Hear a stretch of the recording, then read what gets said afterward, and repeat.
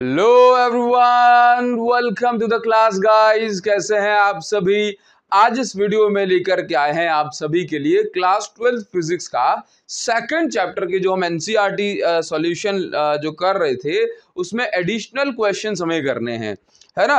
अब आप सभी के मन में ये सवाल आएगा कि भाई सर एडिशनल एक्सरसाइज करना जरूरी है कि नहीं, हाँ, और अगर जरूरी है तो क्यों है, ये चीज तो बता दीजिए। तो भाई देखो, अभी तक मैं आपको कई बार बता चुका हूं, लेकिन जो बच्चे पहली बार सुन रहे हैं उनके लिए बता दूं कि सीबीएसई ने जो सैंपल पेपर लॉन्च करा है 2024 के लिए, उसमें एडिशनल एक्सरसाइज के भी 3 क्वेश्चंस ऐड करे गए हैं।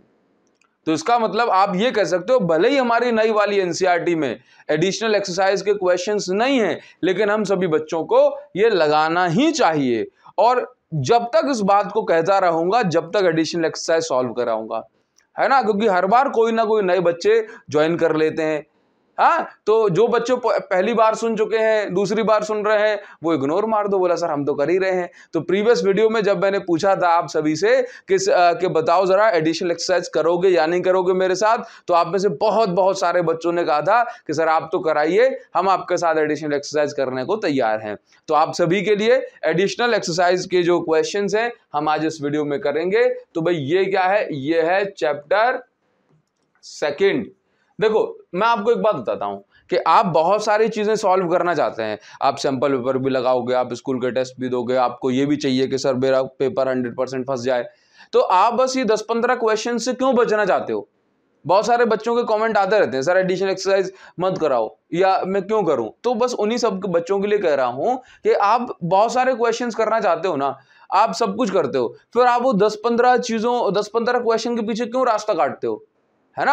आपको एडिशनल एक्सरसाइज करनी चाहिए। अदरवाइज मैं भी तो इसमें टाइम अपना इन्वेस्ट कर रहा हूं ना, मैं भी क्यों करूंगा अगर ये इंपॉर्टेंट नहीं होगा तो, है ना। इसीलिए आप इसको मेरे साथ सॉल्व करो और इन क्वेश्चंस को आप कहीं से डाउनलोड करो, नेट पे आपको खूब क्वेश्चन मिल जाएंगे, मतलब डाउनलोड कर लेना एडिशनल एक्सरसाइज वाले क्वेश्चन, या पीडीएफ डाउनलोड कर लो। चैप्टर 2 एनसीईआरटी फिजिक्स क्लास 12 लिखोगे पीडीएफ तो आपको ये पूरी पीडीएफ मिल जाएगी उसकी एनसीईआरटी टेक्स्ट बुक के। क्लियर। तो चैप्टर सेकंड के एडिशनल क्वेश्चंस हम करने वाले हैं।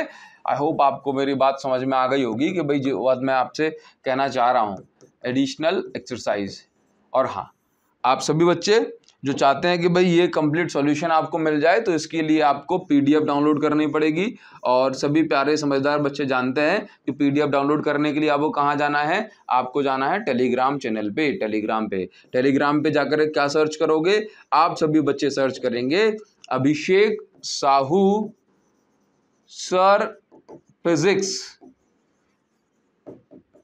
ये आपको सर्च करना है। और जैसे ही आप सर्च करोगे तो आपको टेलीग्राम ग्रुप मिल जाएगा, यहाँ पर आपको 90K प्लस स्टूडेंट्स मिलेंगे और आप इनको जरूर से ज्वाइन करो, और यहाँ से आपको सभी पीडीएफ नोट्स वगैरह डाउनलोड होते रहेंगे। क्लियर है। चलिए अभी हम शुरुआत कर देते हैं आज के इस क्वेश्चन की। सबसे पहला क्वेश्चन जो हमें दिया जा रहा है एक अच्छा और कॉन्सेप्चुअल क्वेश्चन है, ये है क्वेश्चन नंबर 12। मतलब हमने प्रीवियस वीडियो में क्वेश्चन नंबर 11 तक कंप्लीट कर लिया था और नई वाली बुक में आपको वहीं तक क्वेश्चन देखने को मिलेंगे। Clear now.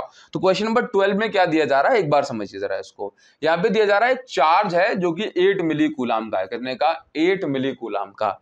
ये चार्ज कहाँ रखा गया है, ओरिजिन पे रखा गया है। मतलब यहाँ पे XYZ एक्सिस की बात हो रही होगी। Now calculate the work done in taking a small charge of 2 into 10 to the power minus 9 coulomb from point P to point Q via point R। देखिए बहुत सिंपल सी कहानी है। इस कहानी में क्या किया जा रहा है, इस कहानी में ये बताया जा रहा है कि आपके पास एक स्मॉल एक चार्ज है। पहले क्या कह रहा है, आपके पास एक चार्ज है जिसकी वैल्यू कितनी है, जिसकी वैल्यू है 8 मिली कूलाम। 8 मिली कूलाम, मिली का मतलब होता है 10⁻³ तो 8 into 10⁻³ कूलाम ये चार्ज है। ये चार्ज कहीं पे रखा है, कहां रखा है, ओरिजिन पे रखा है। ठीक, अब ये चार्ज ओरिजिन पे रखा है तो भाई ओरिजिन से ये अपना पोटेंशियल बना रहा हो किसी पॉइंट पे, इस पॉइंट पे कुछ पोटेंशियल होगा, इस पॉइंट पे कुछ पोटेंशियल होगा, इस पॉइंट पे कुछ पोटेंशियल होगा, है ना। क्लियर। तो इसके पोटेंशियल के अगेंस्ट हमें एक जो छोटा सा चार्ज है जिसको हम नाम दे देते हैं टेस्ट चार्ज Q0। इसके पोटेंशियल, इस 8 मिली कूलाम के पोटेंशियल मतलब ताकत के अगेंस्ट हमें जो छोटा वाला चार्ज है जिसकी वैल्यू कितनी है -2 इंटू 10⁻⁻9 कूलाम, इस चार्ज को पॉइंट P से पॉइंट Q तक ले जाना है बाया पॉइंट R, मतलब पॉइंट P से पॉइंट Q तक ले जाना है वाया पॉइंट R, मतलब R से होते हुए, R पॉइंट से होते हुए। बस इतनी सी बात आपको यहां पे समझ में आनी चाहिए कि क्वेश्चन में इसने अपन से क्या पूछा है, बस सिंपल सी बात। तो देखो मैं आपसे बस एक बात कहता हूं कि आप पहले डायग्राम बना लो, ठीक। तो हम डायग्राम बनाते हैं, यहाँ पे डायग्राम बना लेते हैं। लेट्स से कि ये हमारे पास हमने एक्सिस वैक्सिस बना ली, क्लियर। नाउ समझना, देखो जरा कंडीशन के हिसाब से हम एक्स वाई और जेड एक्सिस ले सकते हैं। मान के चलिए कि ये मेरे पास ना ऐसे 3 एक्सिस हैं, एक्स वाई और जेड, ठीक। तो अगर मैं ये वाली पेन से कह रहा हूं कि भाई ये वाली जो पेन है ये पेन एक्स एक्सिस है, ठीक, तो जरूरी नहीं होता कि एक्स एक्सिस सिर्फ हॉरिजॉन्टली हो, क्लियर है ना। एक्स एक्सिस यही एक्स एक्सिस है, इसको मैंने ऐसे घुमा दिया, इसको फिर मैंने ऐसे घुमा दिया, इसको मैंने ऐसे घुमा दिया, इसको मैंने ऐसे घुमा दिया।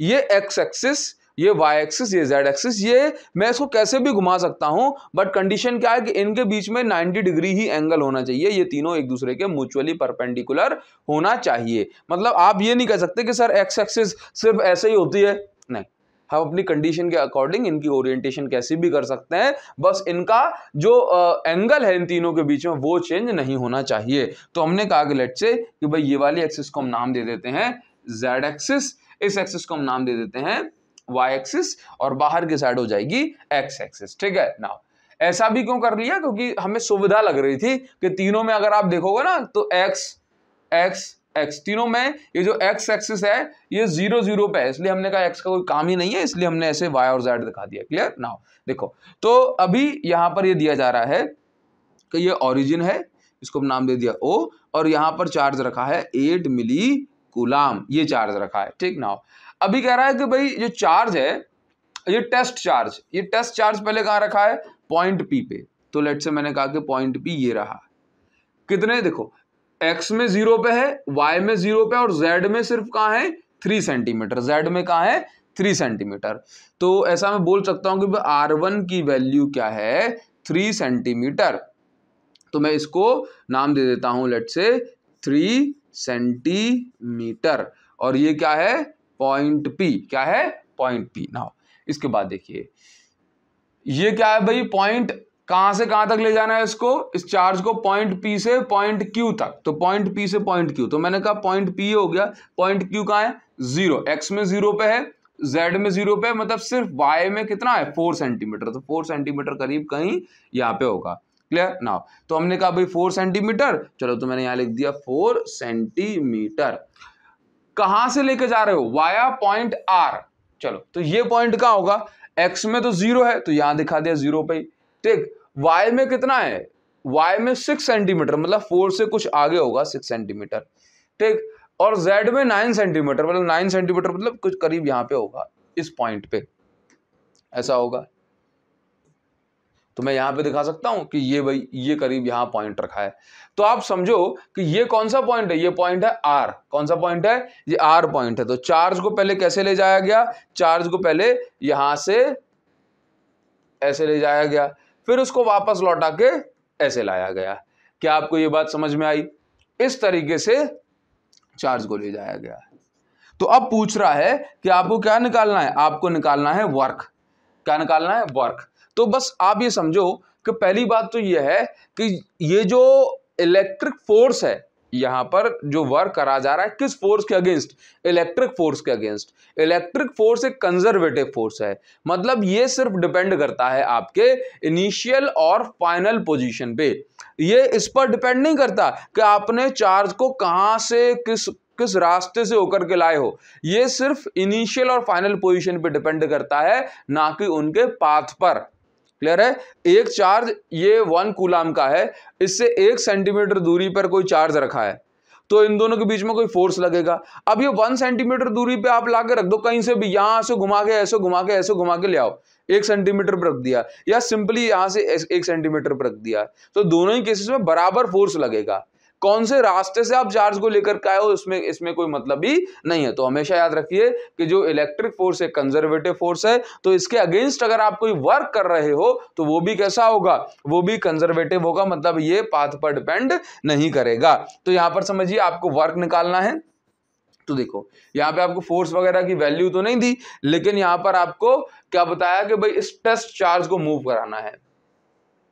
टेस्ट चार्ज को मूव कराने में कितना वर्क करना पड़ा, तो आप यहां पर फॉर्मूला लगाएंगे सिंपल सा, del V into Q naught, क्योंकि आप सभी समझते हैं कि वर्क का ये यहां पे पोटेंशियल का फॉर्मूला क्या होता है, वर्क अपॉन टेस्ट चार्ज होता है। अगर पोटेंशियल डिफरेंस होगा, इस पॉइंट का पोटेंशियल कुछ और है और इस पॉइंट का पोटेंशियल कुछ और, इसलिए हमने यहाँ पे पोटेंशियल डिफरेंस लिखा, तो वर्क का फॉर्मूला बन गया del V into Q naught, del V into Q naught. ये किसका फॉर्मूला बन गया, ये वर्क का फॉर्मूला बन गया। क्लियर है। अब आप इसी फॉर्मूले में वैल्यू पुट करेंगे। अच्छा, मैं यहां पर एक और चीज बताना चाहता हूं कि जैसे आप यहां पर देख रहे हो ना कि जो R1 की वैल्यू है, R1 की वैल्यू आपने कितनी ले ली, 3 सेंटीमीटर ले ली ना, तो मैं इसको 3 सेंटीमीटर है इसीलिए मैं इसको क्या लिखूंगा, 3 इंटू 10⁻⁻² मीटर, सभी वैल्यू मीटर में। R2 की वैल्यू कितनी है, 4 सेंटीमीटर, तो 4 सेंटीमीटर तो 4 इंटू 10⁻⁻² मीटर। बताइए क्या इतनी बात क्लियर है ना। अभी हम क्या करेंगे, अभी हम इसी फॉर्मूले में वैल्यू पुट करेंगे। चलो, तो यहाँ पे जो सोर्स चार्ज है, जो फील्ड या पोटेंशियल बना रहा है, वो है आपका 8 मिली कूलाम, और जो टेस्ट चार्ज जिसको मूव करा रहे हैं छोटा वाला चार्ज, वो कितना है, -2 × 10⁻⁹ कूलाम। Clear now. तो अभी देखिए वर्क का formula del V into Q naught, तो इसको क्या मैं ऐसे लिख सकता हूं, डेल वी मतलब V2 minus V1 upon V1 into Q not. देखिए जरा, तो W is equal to V2 को मैं क्या लिखूंगा, K Q upon R2 minus K Q upon R1, ये होता है पोटेंशियल का फॉर्मूला। चलिए, इनटू में है Q नॉट, क्या मैं यहां से ऐसा कर सकता हूं कि K Q into Q not को मैंने कॉमन ले लिया, अंदर बचा है 1 upon R2 minus 1 upon R1, यही बचा है।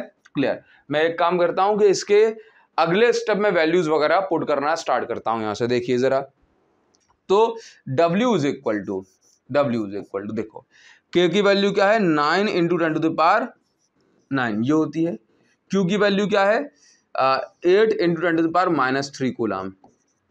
Q नॉट की वैल्यू क्या है, 2 इंटू 10⁻⁹ ये, और ये जो Q की Q नॉट की वैल्यू जो है ये माइनस में है, क्लियर है नाउ। अभी देखिए आप, ये 1 अपॉन R2 की वैल्यू 4 सेंटीमीटर, तो 4 इंटू 10⁻⁻² माइनस इसकी वैल्यू R1 की वैल्यू 3 सेंटीमीटर, 3 इंटू 10⁻²। चलिए, अभी मैं क्या करूंगा कि यहां पर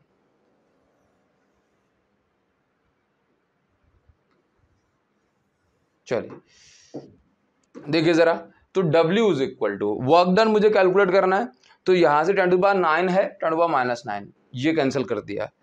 इसके बाद आप ये देखो कि ये क्या बन गया, 9 इंटू 8, 9 इंटू 8 क्या हो गया। अच्छा, एक और चीज यहां पर हम एक काम और कर सकते हैं कि जो अपॉन में 10⁻⁻² को मैं बाहर ले आता हूं। क्लियर है। चलो, तो ये क्या बचेगा, 9 इंटू 8 इंटू 2 इंटू 10⁻⁻³ बचा, अपॉन में 10⁻⁻² बचा। इसके बाद अंदर क्या बचा, अंदर बचा 1/4 minus 1/3। Clear. W is equal to, यहाँ पे 9 8 जा 72, 72 जा 144, तो 144। ये देखिए, ये भी माइनस का चल रहा है, माइनस का, अपॉन में, अच्छा 10⁻⁻² से ये कैंसिल होगा, तो ऊपर बचेगा 10⁻⁻1। ठीक है। नाउ यहां पे देखो एलसीएम आया 12, ये हो गया 3 माइनस 4, तो क्या मैं ऐसा बोल सकता हूं कि वर्क इज इक्वल टू, ये बचेगा यहां से माइनस का 1/12, तो ये प्लस का 144 इंटू 10⁻⁻1, और यहां पे क्या बच गया 1/12। कैंसिल करेंगे, ये कैंसिल हो जाएगा, W इज इक्वल टू 12 × 10⁻⁻1। तो W इज इक्वल टू, मैं इसको 1.2 जूल लिख सकता हूं। वर्क निकालना था ना, तो ये हमने कैलकुलेट कर दिया। आप इस पूरी कैलकुलेशन का स्क्रीनशॉट ले सकते हैं। पहले आप इसको एक बार देख लें यहां से, देन आप इसका स्क्रीनशॉट ले लो यहां पर। क्लियर है? तो ये हमारा हो गया वर्क की कैलकुलेशन। देखिए, हम इसको एकदम शॉर्ट में भी कर सकते थे, लेकिन हमने आपको इसको बढ़िया तरीके से, जैसा इसका प्रोसीजर होना चाहिए वैसे सॉल्व करके दिखाया, पूरे कैलकुलेशन के स्टेप के साथ साथ।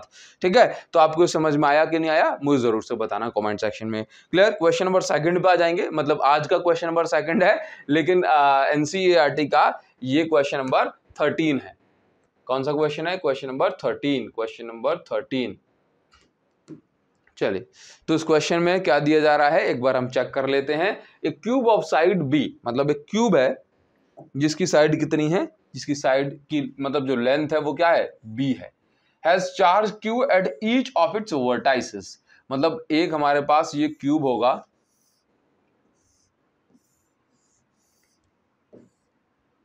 ठीक। इस क्यूब की जो हर एक साइड है उसकी लेंथ कितनी है, बी है। कितनी लेंथ है? इसकी लेंथ है बी, ठीक। इस क्यूब के हर एक पॉइंट पे, मतलब वर्टेक्स पे एक चार्ज रखा है, और चार्ज की वैल्यू कितनी है? चार्ज की वैल्यू है क्यू। कितनी है? क्यू। क्लियर है ना?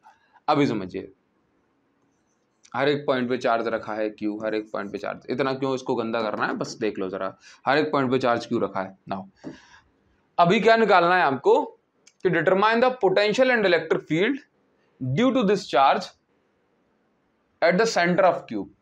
आपको इस क्यूब के सेंटर पे, इस पॉइंट पे क्या निकालना है? पोटेंशियल निकालना है। इलेक्ट्रिक पोटेंशियल कितना होगा और इलेक्ट्रिक फील्ड कितनी होगी।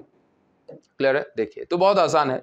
सबसे सिंपल बात, अगर आपको पोटेंशियल निकालना है तो पोटेंशियल का तो बहुत सिंपल सा फॉर्मूला होता है। क्या होता है? V इज इक्वल टू, देखो सारे चार्ज सेम है, सब चार्जेस से सेंटर की डिस्टेंस सेम होगी, तो मैं ऐसा बोल सकता हूं 8 मतलब 8 चार्ज हैं। देखो, एक चार्ज का पोटेंशियल का फॉर्मूला क्या होता है? K Q by R। R क्या है? डिस्टेंस। डिस्टेंस कहां से? पॉइंट जहां पे चार्ज रखा है और उस पॉइंट तक की डिस्टेंस जहां पर आपको पोटेंशियल निकालना है। अब ये तो हो गया एक चार्ज के कारण। अगर आपको सारे चार्जेस के कारण निकालना है तो 8 का इंटू कर दो इससे। ठीक है? ये अब देखिए जरा, V is equal to 8 into K की वैल्यू क्या है? 9 इंटू 10 टू द पावर 9। ठीक है? Q की वैल्यू क्या है? क्यों नहीं पता हमें। चलो, तो जैसा आंसर एनसीईआरटी में निकालते हैं ना, वैसा मैं निकाल देता हूं आपको। हाँ, अदरवाइज वैल्यू पुट करके निकलना है तो वैल्यू पुट करके निकाल लेना। देखो, 8 की जगह पे हमने 8 पुट करा, K की जगह पे हमने पुट करा 1/4 पाई एप्सिलॉन नॉट। Q की जगह पे हमने पुट करा Q को। अब R देखो, R देखिए, अगर मैं बात करता हूं सेंटर की, जैसे डायपोल मतलब जो डायगोनल होता है ना क्यूब का, साइड का नहीं, मतलब क्यूब की साइड्स का नहीं, डायगोनल ऑफ, या मैं कहूं बिगेस्ट डायगोनल ऑफ क्यूब कितना होता है भाई? √3 टाइम्स द साइड, तो √3 भी होता है। अगर मैं सेंटर तक लूंगा,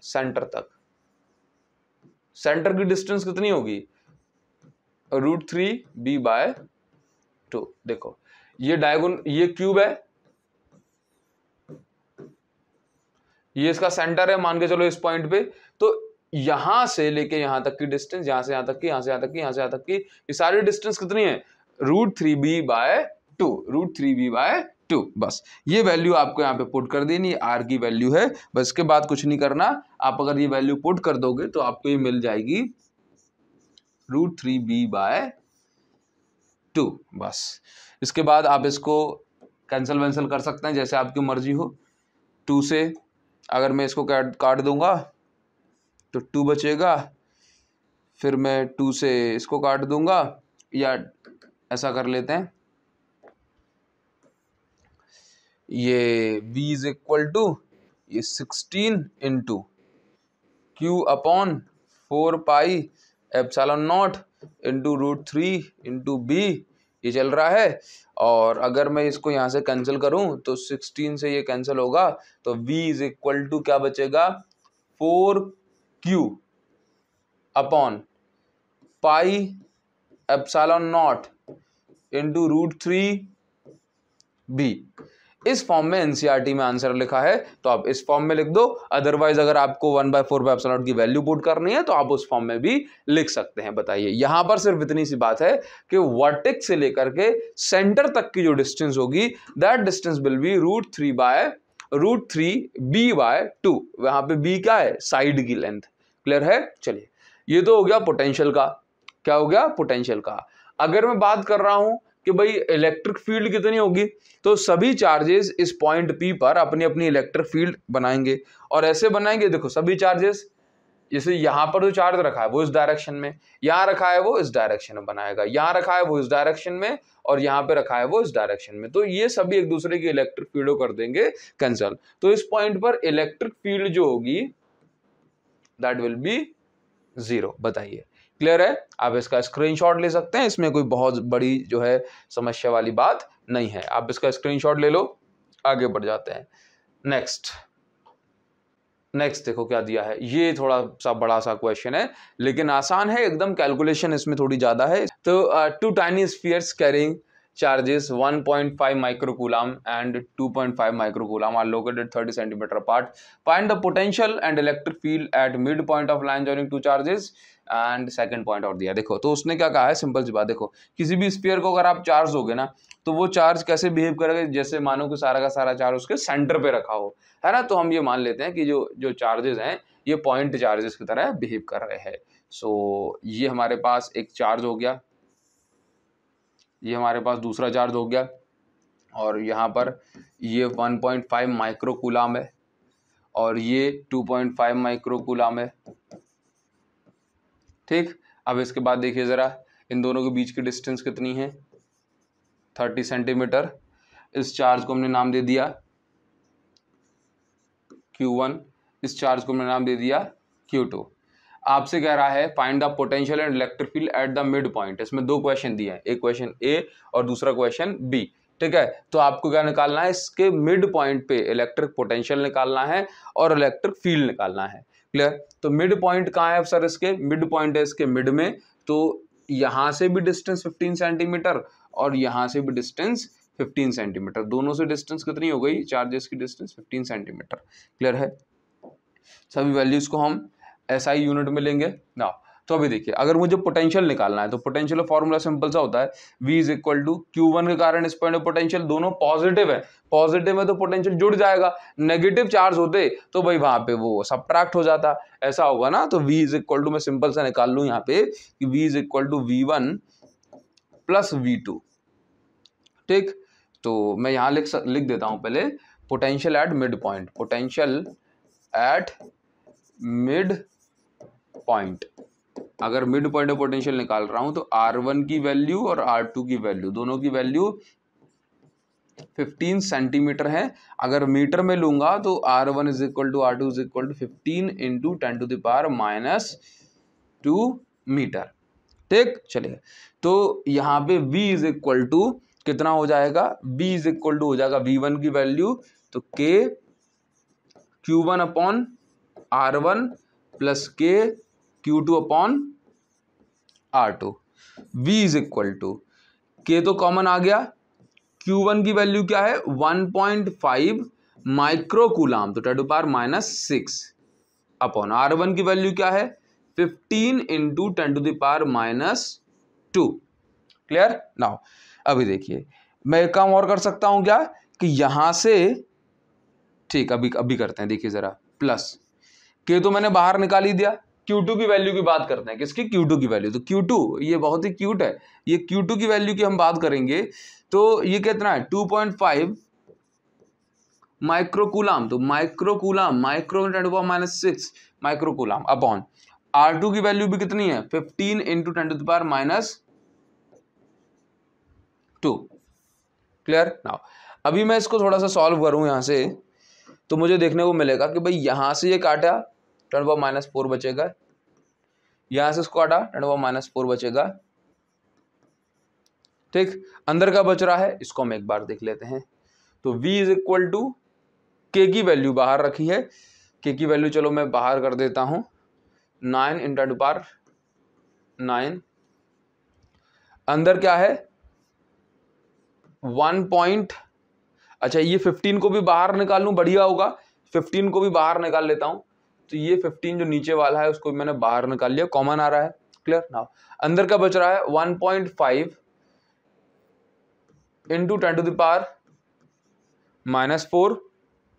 प्लस 2.5 × 10⁻⁴। अगर आप इसको तसल्ली के साथ सॉल्व करना चाहते हैं तो ये बहुत आसान हो रहा है। कैलकुलेशन 9 × 10⁹ अपॉन ये क्या बचा है 15 × 1.5 और 2.5 कितना हो जाता है 4, तो अंदर बचेगा 4 × 10⁻⁴। ये वाला टर्म को ऐड कर दिया तो ये बच गया, बन गया। बस अभी आपको कुछ भी नहीं करना, अब तो ये खत्म हो जाएगा।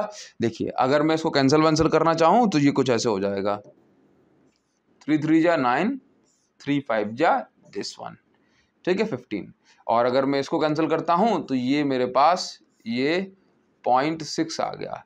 तो v is equal to 0.6 into में इससे करूंगा तो 2.4, 24, 2.4 × 10⁵ वोल्ट। क्लियर। तो ये मेरे पास ना इसके मिड पॉइंट पर इतना पोटेंशियल आ गया, मिड पॉइंट पे इतना पोटेंशियल है। अब मिड पॉइंट पे मुझे इलेक्ट्रिक फील्ड भी निकालनी है, तो मिड पॉइंट पर अगर मुझे इलेक्ट्रिक फील्ड निकालनी है तो मैं कैसे निकालूंगा जरा देख लेते हैं। देखो Q1 की इलेक्ट्रिक फील्ड लेट्स से इस डायरेक्शन में E1 है, और Q2 की इलेक्ट्रिक फील्ड लेट्स से इस डायरेक्शन में E2 है। क्लियर है। नाउ तो अभी ये दोनों इलेक्ट्रिक फील्ड एक दूसरे को कैंसिल कर रही है ना, तो हम भी क्या करेंगे एक दूसरे को कैंसिल कर देंगे। देखिए जरा, तो यहाँ पर देखते हैं Q1 और इसकी इलेक्ट्रिक फील्ड कैलकुलेट कर लेते हैं, जरा चेक करते हैं। तो अगर मिड पॉइंट पे देखो, बहुत सिंपल सी बात है। अच्छा ठीक है, तो मिड पॉइंट पे eight mid point net electric field, चलिए देखिए जरा, तो मिड पॉइंट पे नेट इलेक्ट्रिक फील्ड अगर मैं निकाल रहा हूं तो आप यहां पे समझिए कि E1 इज इक्वल टू कितना है KQ बाय या KQ1 बाय R1 स्क्वायर। ठीक, E2 कितना है KQ2 बाय R2 स्क्वायर। अगर मैं मिड पॉइंट की बात कर रहा हूं तो मिड पॉइंट पे जो इलेक्ट्रिक फील्ड है तो सब्ट्रैक्ट हो जाएंगे ना, तो मैं ऐसा बोल सकता हूं E is equal to E1 या सिंपल E2 माइनस E1 कर देता हूं, E2 माइनस E1, क्योंकि आप जानते हैं E2 वाला चार्ज बड़ा है 2.5 माइक्रोकूलम, और E1 मतलब जो Q1 जो है वो छोटा है 1.5 माइक्रोकूलम। तो ऑब्वियस सी बात है कि मिड पॉइंट पे ये 2.5 माइक्रोकूलम की इलेक्ट्रिक फील्ड ज्यादा होगी ना, इसीलिए मैं E2 माइनस E1 यहाँ पर कर रहा हूं। तो देखिए E इज इक्वल टू, तो आप ये देखेंगे E2 की वैल्यू क्या है KQ2 अपॉन R2 का square minus KQ1 upon R1 का स्क्वायर। क्लियर। अच्छा E is equal to, K को मैंने बाहर निकाल दिया, और Q2 की वैल्यू क्या है 2.5 ×−6, इसकी वैल्यू 15 इंटू R2 की वैल्यू क्या है 15 × 10⁻² माइनस Q1 की वैल्यू 1.5 ×−6, R1 की वैल्यू 15 इंटू स्क्वायर है ना, ये इसका स्क्वायर करना है, स्क्वायर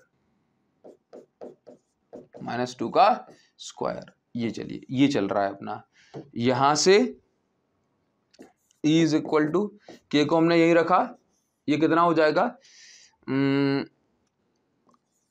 2.5 ×−6 अपॉन 15 15 20 225, अच्छा इन ×10⁻⁴ माइनस 1.5 × 10⁻⁶ अपॉन 15 का स्क्वायर करेंगे तो 225 × 10⁻⁴। ठीक है। E is equal to, K की वैल्यू क्या है के की वैल्यू 9 × 10⁹ अभी पुट करेंगे। बट उससे पहले हम एक काम कर सकते हैं कि भाई यहां से इसको काटा 10⁻² बच रहा है, ये भी 10⁻² बच रहा है, ठीक। तो ये अंदर के ये चल रहा है और अपॉन में 225 जो है ये हमने कॉमन ले लिया।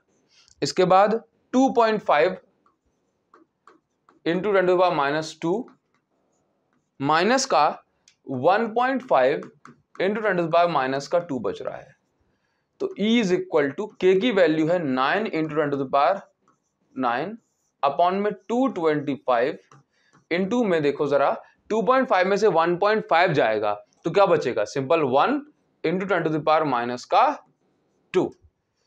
तो आप यहां पर देख सकते हैं कि E इज इक्वल टू क्या बच रहा है, 9 × 10⁻7 अपॉन में 225। E इज इक्वल टू, अगर मैं ऐसा लिखूं 2 0 यहां से ले लूं तो ये बन जाए 900 और ये बन जाए 10⁵ अपॉन में 225। तो यहां से जो E की जो वैल्यू है ये कितनी हो जाएगी, ये आपको मुझे कमेंट सेक्शन में बताना है। ये डिवाइड करके बहुत आसान है, एक बार 1 सेकंड लगेगा, 1 सेकंड, लेकिन आपसे मैं चाहता हूं कि मैंने इतना सॉल्व कराना आपके लिए, तो आप मेरे लिए थोड़ा सा कमेंट सेक्शन में आंसर लिख करके बताएंगे। मैं आपके कमेंट का इंतजार करूंगा। वो सभी बच्चे कमेंट करेंगे जो यहां तक पहुंचे हैं और यहां इसका आंसर बताने वाले हैं। बहुत आसान है जरा, और आपका जो टास्क ये है कि आपको डिवाइड पेन से नहीं करना है, खुद के मन से जो है डिवाइड करके जरा बताओ कि इसका आंसर विद यूनिट कितना होगा। क्लियर है? चलिए अभी देखो, इसमें देखो एक चीज और पूछी है, देखिए। तो ये आप इसके 2 पॉइंट का स्क्रीनशॉट ले सकते हैं। पॉइंट जो ए था, इस ए पॉइंट में 2 चीजें पूछी थी कि भाई पोटेंशियल कितना है इस पॉइंट पे और इलेक्ट्रिक फील्ड कितनी है। क्लियर है? तो आप इसका स्क्रीनशॉट ले लो और इसका आंसर मुझे कमेंट सेक्शन में जरूर से आप बताएंगे। मैं आपके कमेंट का इंतजार करूंगा, चाहे एक बच्चा कमेंट करे या 1000, मुझे सभी के कमेंट से मतलब है। आप सभी अपना जो है अमूल्य बहुमूल्य कमेंट करके जो है कमेंट सेक्शन का उद्धार करें। चलिए तो अभी हम आ जाते हैं इसके पार्ट बी पे। अभी देखिए पार्ट बी क्या दिया हुआ है। पार्ट बी में देखो क्या पूछा है कि आपको क्या निकालना है, इलेक्ट्रिक फील्ड और इलेक्ट्रिक पोटेंशियल निकालना है। किस पॉइंट पे निकालना है? At a point 10 centimetre from the mid point in a plane normal to the line and passing through the mid point. देखिए आपको क्या दे रहा है कि भाई यहां से लेट्स से ये हमारा सिस्टम है, ये Q1 चार्ज है और ये Q2 चार्ज है, ठीक है। नाउ अब क्या कह रहा है कि भाई अभी सेंटीमीटर जो मिड पॉइंट है, मिड पॉइंट तो ये रहा, मिड पॉइंट ये रहा, ओ लेट्स से, तो कह रहा है at a point 10 centimetre from the mid point. अब मिड पॉइंट से 10 सेंटीमीटर की दूरी पे आपको क्या निकालना है, इलेक्ट्रिक फील्ड और इलेक्ट्रिक पोटेंशियल। बट 10 सेंटीमीटर तो यहां भी हो सकता है ना, यहां भी हो सकता है, यहां भी कहीं भी हो सकता है ना, लेकिन उसने क्या बोला है कि in a plane normal to the line passing through the mid point. मतलब इस मिड पॉइंट से अगर हम एक प्लेन पास कराएं तो ये इसके नॉर्मल मतलब परपेंडिकुलर होना चाहिए। सिंपल सी बात है, आपको इस पॉइंट पर क्या निकालना है, electric potential and electric field. चलिए ठीक है, ये कैलकुलेट करना है। अब इसकी कैलकुलेशन हम करेंगे और इसको बढ़िया से समझेंगे। अच्छा क्वेश्चन है, काफी सारी चीजें आपको यहाँ पे समझने को मिलेंगी। एक क्वेश्चन में एनसीईआरटी में ये 4 क्वेश्चन यहाँ पर सूट दिए हैं, ठीक है। तो वो अपन करने की, सॉल्व करने की पूरी कोशिश करेंगे।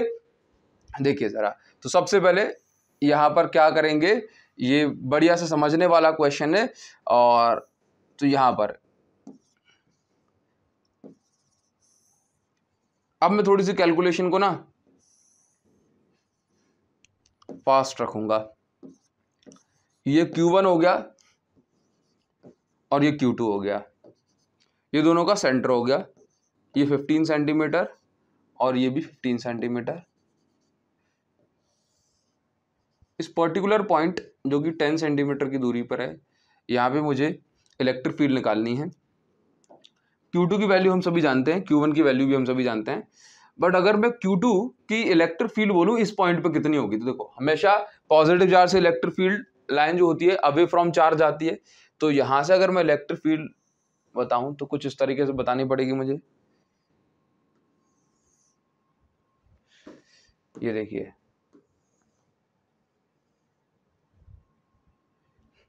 सिस्टम को थोड़ा सा नीचे लेकर के आते हैं, तू भी आजा बेटा।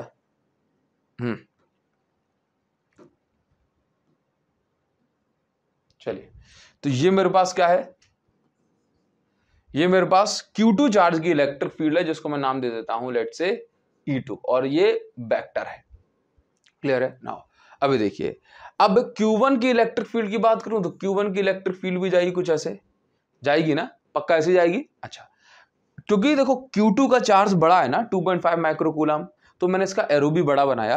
Q1 का चार्ज छोटा है 1.5 माइक्रोकूलम, तो मैंने इसका एरो भी छोटा बनाया और इसको मैं नाम दे दिया E1 वेक्टर। अभी समझिए, अब यहां पर इस पॉइंट P पर अगर मुझे नेट इलेक्ट्रिक फील्ड निकालनी है तो यहां पर आप भी देखो रिजॉल्व करना पड़ेगा ना हमें E1 और E2 को। ठीक है, रिजॉल्व कर लेंगे, बट उससे पहले या मैं ऐसा कहूं कि जो नेट इलेक्ट्रिक फील्ड होगी वो कहां जाएगी, Q2 बड़ा है मतलब इसकी इलेक्ट्रिक फील्ड भी बड़ी होगी, तो नेट इलेक्ट्रिक फील्ड करीब इन दोनों के बीच में से थोड़ी सी कहां जाएगी, कहां टिल्ट होगी, ज्यादा E2 की साइड जाएगी ना, कहां जाएगी, E2 की साइड। तो ये क्या है, ये है नेट इलेक्ट्रिक फील्ड जिसको मैं नाम दे देता हूं लेट से E वेक्टर। अच्छा, मैंने कहा E1 और E2 के बीच में हमें नहीं पता कितना एंगल बन रहा है, तो मैंने कहा कि भाई ये एंगल बन रहा है दैट एंगल इज लेट से थीटा। कितना एंगल बन रहा है, थीटा एंगल बन रहा है। ठीक है, चलिए इसके बाद आप ये देखो, मतलब ये दोनों ऐसे पास पास में भी हो सकती थी, ऐसे भी हो सकती, 90 पे भी हो सकती थी, हाँ कुछ भी, बट हमें कितना मान लिया हमने, ये थीटा एंगल बन रहा है। ठीक, तो देखिए ये E1 है और ये E2 है, तो इन दोनों बीच में यहाँ पे भी एंगल कितना बन रहा है, थीटा। कितना एंगल देखो, ये अगर ये दो लाइन है, इन दोनों लाइन के बीच में अगर यहाँ पर एंगल थीटा है तो अपोजिट एंगल यहाँ पे भी कितना होगा, थीटा होगा ना। तो बस यही बात है कि अगर ये एंगल पूरा थीटा है तो ये एंगल भी कितना होगा, थीटा ही होगा। क्लियर, चलो बता देंगे अभी ना। तो अभी मुझे क्या निकालना है, पहले इस पॉइंट पे E1 निकालना है, फिर E2 निकालना है, फिर नेट इलेक्ट्रिक फील्ड कैलकुलेट करनी है। तो देखो अगर ये 15 सेंटीमीटर है 10 सेंटीमीटर है, तो ये वाली जो डिस्टेंस होगी that will be 15 centimetre square plus 10 centimetre square. तो यहाँ पर अगर आप निकालोगे 225 प्लस 100, तो ये हो जाएगा √325, और इसको अगर मैं सॉल्व करूंगा तो ये आपका अप्रॉक्स 18, 324 का 18 होता है, तो अप्रॉक्स ये आपका 18 सेंटीमीटर हो जाएगा बाय PGT। तो 18 सेंटीमीटर मैं इसको बोल सकता हूं बाय पाइथागोरस थ्योरम, हमने इसको कैलकुलेट करा है। क्लियर है नाउ? तो अगर मैं यहां से E1 की वैल्यू निकालता हूं, E1 की कितनी हो जाएगी, K Q1 by R1 square. तो K की वैल्यू 9 × 9, Q1 की वैल्यू 1.5 × -6, R1 का स्क्वायर करना है तो 18 सेंटीमीटर का स्क्वायर करूंगा, तो 18 × 10⁻² का स्क्वायर हो जाएगा। और अगर मैं इस वैल्यू को सॉल्व करके निकालता हूं तो ये वैल्यू अप्रॉक्स हमारी आएगी, मैं इसका आंसर कंफर्म करके यहाँ पर, क्योंकि मैंने इसको ऑलरेडी सॉल्व कर चुका हूं, तो ये वैल्यू आएगी हमारे पास करीब 0.42 × 10⁶ न्यूटन पर कूलम। क्लियर है? इसी तरीके से अगर मैं E2 निकालता हूं, E2 K Q2 by R2 का square is equal to, K की वैल्यू 9 × 9, Q2 की वैल्यू 2.5 × -6 कूलम, और 18 सेंटीमीटर, तो 18 सेंटीमीटर का 10⁻², इसका स्क्वायर करेंगे तो आंसर जो आएगा, मतलब इलेक्ट्रिक फील्ड की जो वैल्यू आएगी दैट विल बी 0.69 × 10⁶ न्यूटन पर कूलम। क्योंकि अगर हम इसकी पूरी कैलकुलेशन करने अभी बैठे तो यही क्वेश्चन अकेला आधा घंटा खा जाएगा, है ना। चलिए, तो अभी आज के आगे वाली जो कैलकुलेशन होगी वो थोड़ा सा अपन शॉर्टकट में रखेंगे इसको। देखिए, तो अभी समझते हैं। तो E1 की वैल्यू मिल गई मुझे, E2 की वैल्यू मिल गई। अब मुझे अगर ना नेट इलेक्ट्रिक फील्ड निकालनी है, तो नेट इलेक्ट्रिक फील्ड का फॉर्मूला होता है सिंपल सा, √E1 square plus E2 square plus 2E1 E2 cos theta. ये फॉर्मूला होता है। कभी भी दो कंपोनेंट को जब आप रिजॉल्व करते हो उसके बाद जो नेट इलेक्ट्रिक फील्ड निकालते हैं, यहाँ पे हमने रिजॉल्व तो नहीं किया, बट सिंपल हमने E1 की वैल्यू निकाली, E2 की वैल्यू निकाली। अगर हमें इन दोनों बीच का एंगल थीटा पता पड़ जाए तो हम यहाँ पर नेट इलेक्ट्रिक फील्ड निकाल सकते हैं इस तरीके से। हाँ चलिए, ये रिजल्टेंट का मैग्नीट्यूड निकालने का तरीका होता है, ये रिजल्टेंट इलेक्ट्रिक फील्ड है, इसका मैग्नीट्यूड निकालने का ये तरीका है। तो अभी यहाँ पर ना आपको थीटा नहीं पता, तो थीटा निकालने के लिए हम ऐसा बोल सकते हैं कि नाउ अगर ये एंगल थीटा है तो ये इसका आधा, इसका जो पूरा एंगल है ये भी क्या होगा थीटा, तो ये थीटा बाय 2 और ये वाला भी थीटा बाय 2। ऐसा है, मैं इसको ऐसा देखूं कि भाई ये 10 सेंटीमीटर और ये 18 सेंटीमीटर, तो देखो यहाँ पे मुझे, अगर मैं इसको थीटा बाय 2 मान रहा हूं, इसको एंगल मान रहा हूं 90 डिग्री, तो यहाँ पर ये क्या कहलाएगा, ये हो जाएगा बेस और ये हो जाएगा परपेंडिकुलर। तो अगर मैं परपेंडिकुलर अपॉन बेस निकालता हूं यहाँ पे नाउ, तो tan theta by 2 is equal to perpendicular upon base, तो परपेंडिकुलर है 15, बेस कितना है 10, तो tan theta by 2 is equal to 1.5 आ गया, तो theta by 2 is equal to tan inverse 1.5 आ गया। अभी आप ये देखो कि tan 60 की वैल्यू कितनी होती है, √3 होती है, और √3 का मतलब क्या होता है 1.732, कितना होता है 1.732, क्लियर है। tan 45 की वैल्यू कितनी होती है 1 होती है, तो इसका मतलब है कि ये जो वैल्यू आप ये देख रहे हो 1.5, ये 1.5 जो है ये 45 से ज्यादा है और 60 डिग्री से कम है, कितना है 1.5 और ये 1.7, तो अप्रॉक्स 55। अगर आपको कुछ भी एंगल वेंगल नहीं पता तो आपको अप्रॉक्स में ही लेना पड़ेगा, अदरवाइज वो फिर पूरी टाइम टेबल बना के देंगे आपको, है ना। एंगल में कभी दिक्कत हो तो वो टाइम टेबल बना के देते हैं, कॉम्प्लेक्स, इतनी कॉम्प्लेक्स कैलकुलेशन नहीं देते, है ना। और अगर दे तो इस तरीके से आपको अंदाजा लगाना होता है कि tan 45 की वैल्यू 1 है, tan 60 की वैल्यू 1.732 है, तो tan 56 अप्रॉक्स की वैल्यू 1.5 जो है बैठेगी, 1.7 थोड़ा सा कम, क्लियर। तो अगर मैं एग्जैक्ट बात करूं, क्योंकि मैं ऑलरेडी इसको कई बार कर चुका हूं, तो मैं आपको इसमें बता सकता हूं कि ये जो वैल्यू होगी ये आपको 56.3 डिग्री ये वैल्यू होती है। तो थीटा बाय 2 की वैल्यू इतनी आ गई, तो थीटा की वैल्यू कितनी हो जाएगी, यहां से 2 का मल्टीप्लाई कर दो तो 112.6 डिग्री, क्लियर है। तो अगर आपको ई नेट निकालना है तो आप इस तरीके से इसको कर सकते हैं, देखो इसका आप इसका स्क्रीनशॉट ले सकते हैं। तो ये आपको थीटा मिल गया, अब आप क्या करेंगे, अब आप यहां पर इसकी वैल्यू पुट करेंगे, तो देखिए जरा, तो E net is equal to √E1 square, E1 square, तो E1 की वैल्यू कितनी है सर, E1 की वैल्यू ये अभी आपने निकाली थी 0.42 इंटू 10⁻⁻⁵ का -6 का स्क्वायर, -6 का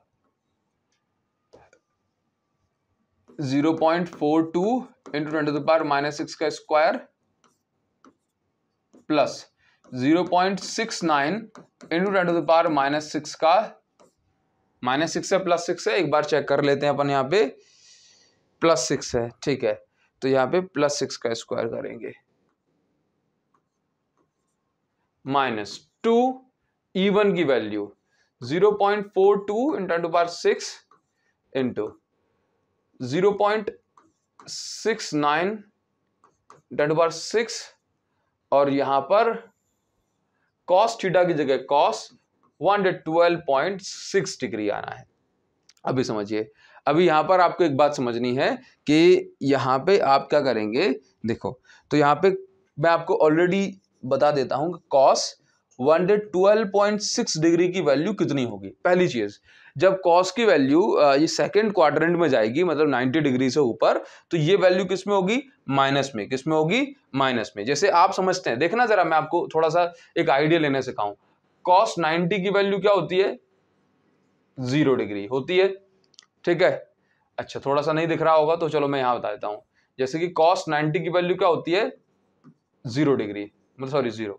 cos 120 की वैल्यू क्या होती है, -1/2। -1/2 समझते हो, -1/2, -1/2 का मतलब होता है माइनस का 0.5। तो अब आप मुझे जरा बताओ cos 112 की वैल्यू कितनी होगी, cos 112.6 की वैल्यू अप्रॉक्स माइनस का 0.4 नहीं होगी, देखो 0 से ज्यादा और 0.5 से कम, तो अप्रॉक्स माइनस का 0.4 होगी ना, ये हमने अंदाजा लगाया। और एग्जैक्ट वैल्यू कितनी है, एग्जैक्ट वैल्यू माइनस का 0.39। क्लियर है? तो cos 112.6 की जो वैल्यू आप पुट करेंगे ये कितनी ले लोगे, ये ले लो माइनस का 0.39, ये वैल्यू होती है। ठीक है, इस तरीके से आप जो कैलकुलेशन वगैरह सारी चीजें कर सकते हैं। तो क्या मैं आपको यहां पर डायरेक्ट लिख सकता हूं, क्या मैं डायरेक्ट लिख सकता हूं, क्या लिखना है सर मुझे, मुझे यहां पे लिखना है, अच्छा ये प्लस में जाएगा, प्लस में जाएगा ये है ना, प्लस में जाएगा ये, और ये वैल्यू यहां पे माइनस में हो जाएगी, माइनस का 0.39। अच्छा, अब इसके बाद जो ई नेट जो निकलता है सॉल्व करके, मैं आपको इसका एक तरीका बताता हूं, बाकी चीजें तो आप कर सकते हैं। देखो 10⁻6 का स्क्वायर है, 10⁻6 का स्क्वायर है, 10⁻6 का 10⁻6 से है तो 10⁻6 का स्क्वायर है, तो भाई तीनों जो ब्रैकेट आप देख रहे हैं यहां से 10⁻6 बाहर आ जाएगा, अंदर क्या बचेगा, अंदर सिर्फ इतना बचेगा 0.42 का स्क्वायर प्लस 0.69 का स्क्वायर प्लस 0.42 इंटू, अच्छा 2 इंटू 0.42 इंटू 10 बची नहीं, 0.69 इंटू माइनस का 0.39, ये बचा है, माइनस का है तो इसके कारण जो माइनस साइन आया है मैं यहां पे लगा दूंगा, 1 मिनट यहां पे लग जाएगा। ठीक है, तो जो ई नेट जो निकल के आता है इसका जो डायरेक्ट आंसर है ये मैं लिख सकता हूं, ये मैं लिख सकता हूं। ठीक है, तो इसका जो आंसर जो निकल के आएगा, अब इसको सॉल्व करने के बाद जो कंप्लीट आंसर लिखेंगे that will be 6.6 into 10⁵ Newton पर कूलाम। क्लियर है? तो ये इसका करेक्ट आंसर हो जाएगा नेट इलेक्ट्रिक फील्ड का। अब इसके बाद ना यहां पर आपको एक और चीज निकालने को दी जाती है, मतलब क्वेश्चन बड़ा सा हो रहा है ना, लेकिन हम कुछ कर नहीं सकते हैं इसमें, हाँ हमें पूरा करना ही पड़ेगा। यहां पे देखिए जरा, यहां पर आपको रिजल्टेंट इलेक्ट्रिक फील्ड भी निकालनी होती है एट ए पॉइंट 10 सेंटीमीटर, मतलब अगर आप जो रिजल्टेंट इलेक्ट्रिक फील्ड आपने बताई है तो वो आप क्या करें, वो आप इस रिजल्टेंट इलेक्ट्रिक फील्ड जो है ना, ये जैसे ये ई है तो ये इसकी डायरेक्शन क्या है ये भी बतानी होती है। तो देखो अगर मैं यहां पे बताऊं, लेट्स से ये जो E1 है ये यहां से अल्फा एंगल बना रही है, कितना एंगल, ये जो नेट इलेक्ट्रिक फील्ड E है ये E1 के साथ अल्फा एंगल बनाती है, तो इसका फॉर्मूला होता है, क्या होता है इसका फॉर्मूला, इसका फॉर्मूला होता है डायरेक्शन, इसको हम लिखते हैं direction of resultant electric field E net, या मैं सिंपल इसको क्या बोलूं, इसका formula tan alpha is equal to, देखो यहां पे ऐसे बन रहा है, ये हमेशा ये E है, ये E1 है, ये E2 है, ठीक, दोनों के बीच में एंगल बन रहा है थीटा, ये एंगल है अल्फा। तो अल्फा जिसके साथ दिखा रहे हो ना उसको रखोगे नीचे, E1 के साथ दिखा रहे हो तो E1 को रखा नीचे, तो देखो ऊपर लिखो जरा E2 sin थीटा और E2 cos थीटा, ये फॉर्मूला होता है, ये फॉर्मूला होता है किस चीज का, ये फॉर्मूला होता है आपका रिजल्टेंट निकालने का। तो अल्फा निकल के आएगा, ये अल्फा निकल के आएगा आपका अप्रॉक्स tan इनवर्स, जैसे अगर मैं इसको सॉल्व करूं तो ये tan alpha is equal to, यहाँ पे इसको सॉल्व करोगे तो अप्रॉक्स आपका 4.3 आ जाएगा। क्लियर है? और आप इसको कंप्लीट बढ़ाओगे, alpha is equal to tan inverse, तो 4.3 आप यहाँ पुट करोगे तो ये जो वैल्यू आपकी निकल के आती है ये आपकी अप्रॉक्स 76.9 डिग्री आ जाएगी। अब देखो इतना अपन अगर दिमाग नहीं लगा पाते हैं कि सर ये कैसे सॉल्व करूंगा 4.3, कोई बात नहीं है, आप इसको बस इतना छोड़ दो, alpha is equal tan inverse 4.3 बस, क्योंकि इसके बाद आपको टेन टेबल वगैरह दी जाएगी तभी जाकर के हम इनको सही तरीके से सॉल्व कर सकते हैं, अदरवाइज हमें फिर तुक्का ही लगाना पड़ेगा। क्लियर है। तो ये जो है एक प्रॉपर तरीका है, बड़े बड़े क्वेश्चंस हैं, यही करना पड़ेगा आपको। और अगर मुझे इस पॉइंट पे पोटेंशियल निकालना है तो पोटेंशियल के लिए तो भैया सिर्फ आपको ऐड ही करना पड़ेगा, V is equal to V1 plus V2। और इस बार आप डिस्टेंस क्या लेंगे, इस बार आप डिस्टेंस लेंगे R1 की वैल्यू 18 सेंटीमीटर और R2 की वैल्यू 18 सेंटीमीटर। ये आपका होमवर्क है। अगर आप में से कोई भी बच्चा पढ़ाई लिखाई कर रहा हो, हाँ, और जो है सिंसियरली जो है सारी चीजें कर रहा है, तो बस वो मुझे कमेंट सेक्शन में इस V की वैल्यू जरूर से जो है लिख करके बताएगा। I will be very happy for you guys कि भाई आप कम से कम इसको सॉल्व करें। तो जरूर से मुझे बताओ पोटेंशियल की वैल्यू मिड पॉइंट पे 10 सेंटीमीटर जो B पॉइंट के लिए वो कितनी होगी। ठीक है, इसके बाद हम बढ़ जाते हैं आगे। आप में से अगर कोई बच्चा इसका स्क्रीनशॉट लेना चाहता है पूरे क्वेश्चन का तो जरूर से ले सकता है। चलिए, ये इसकी फर्स्ट स्लाइड है, ये इसकी सेकंड स्लाइड है, देन ये थर्ड स्लाइड, देन ये फोर्थ स्लाइड। काफी बड़ा क्वेश्चन बैठेगा ये। अब हम आ जाते हैं नेक्स्ट क्वेश्चन पे। नेक्स्ट क्वेश्चन जो आपको दिया जा रहा है यहाँ पे, ये क्या है कि स्फेरिकल शेल ऑफ कंडक्टिंग, ये spherical conducting shell of inner radius R1 and outer radius R2। देखो ऐसा कुछ है कि भाई ये एक शेल है, इसकी इनर रेडियस है R1 और इसके आउटर रेडियस है R2, has charge plus Q दिया है, या कहूं कि प्लस क्यू, मतलब इस पर जो चार्ज है वो कितना है, क्यू चार्ज है। क्लियर। तो चलो मैं इसको यहाँ पे, जब भी आप किसी स्फेरिकल शेल को चार्ज दोगे तो वो सारा का सारा चार्ज कहाँ आ जाएगा, उसकी सरफेस पे। चलो, तो मैंने ऐसा बोल दिया कि चार्ज कहाँ पहुंच गया, ये चार्ज पहुंच गया उसकी सरफेस पे। चलो मैं इसको ड्रॉ कर देता हूं। ठीक है, और ये कितना चार्ज है, ये चार्ज है कैपिटल क्यू। क्लियर है नाउ। अब इसके बाद देखिए, a charge small Q is placed at the centre of this shell.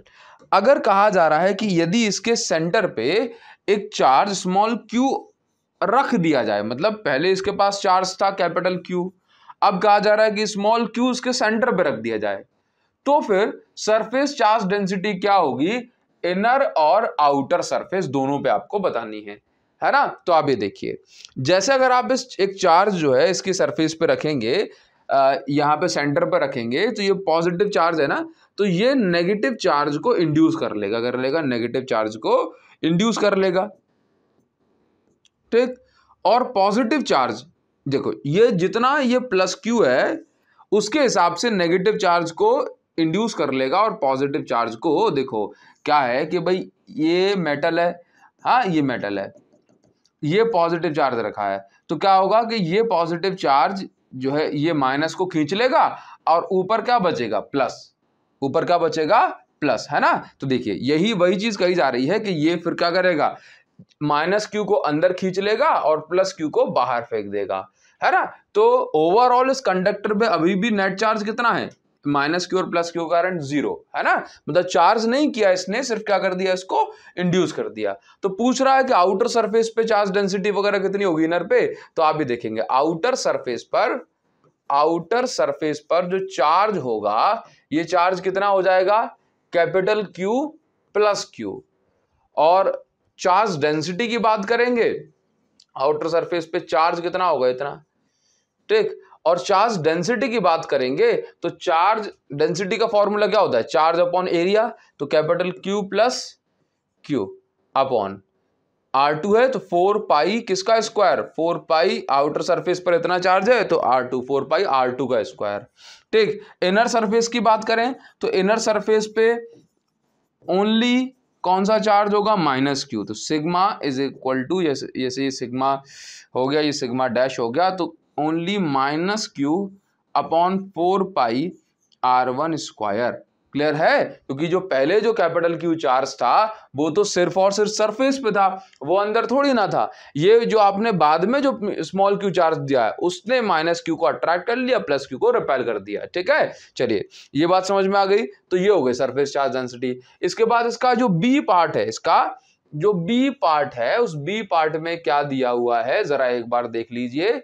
इसके बी पार्ट में कह रहा है कि is electric field inside a cavity with no charge. मान के चलो कोई भी कैविटी है, ये इस तरीके से विद नो चार्ज, इसमें कोई चार्ज नहीं रखा अंदर, even if shell is not spherical but has irregular shape, मतलब किसी भी शेप की जो शेल है, किसी भी शेप की शेल है, कैविटी है, तो पूछ रहा है क्या इसके अंदर इलेक्ट्रिक फील्ड जीरो होती है, आंसर है हाँ। अगर ये मेटेलिक है तो, अगर ये मेटेलिक, अच्छा कैविटी है, कैविटी है तो कैविटी मतलब हॉलो, कैविटी मतलब हॉलो, तो किसी भी शेप की हो कोई प्रॉब्लम नहीं है, हमेशा ये क्या होगी, इसकी इलेक्ट्रिक फील्ड इसके अंदर 0 ही होगी, तो इसका बी का आंसर हो जाएगा यस। क्लियर? आप इसका स्क्रीनशॉट ले सकते हैं, देन हम आगे बढ़ेंगे। स्क्रीनशॉट ले लो इसका, ले लिया, ओके आगे बढ़ जाते हैं। देखिए जरा अभी क्वेश्चन नंबर 16 देखो, क्वेश्चन नंबर 16 में क्या दिया जा रहा है, show that normal component of electrostatic field has discontinuity from one side of charge surface to another is given by E2 minus E1 vector is equal to sigma upon epsilon naught into n cap। देखो यहाँ पर ना 3 point है, 3-4 point, इन सबको हमारा हम समझ लेते हैं। देखो जैसे मान के चलो, ये कह रहा है कि मान के चलिए आपके पास एक चार्ज सरफेस है, यही दे रहा है चार्ज सरफेस।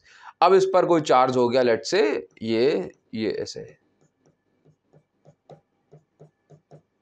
ये चार्ज सरफेस है, तो कह रहा है कि आप जब इसके एक साइड से दूसरे साइड जाएंगे तो जो इलेक्ट्रिक फील्ड जो है उसमें डिसकंटिन्यूटी आपको देखने को मिलेगी, है ना। चलो इसको हम समझते हैं। और वो जो इलेक्ट्रिक फील्ड जो होगी उसको आप कितना रिप्रेजेंट कर सकते हो, मतलब वो कितनी होगी, E2 vector minus E1 vector is equal to sigma by epsilon naught into n cap.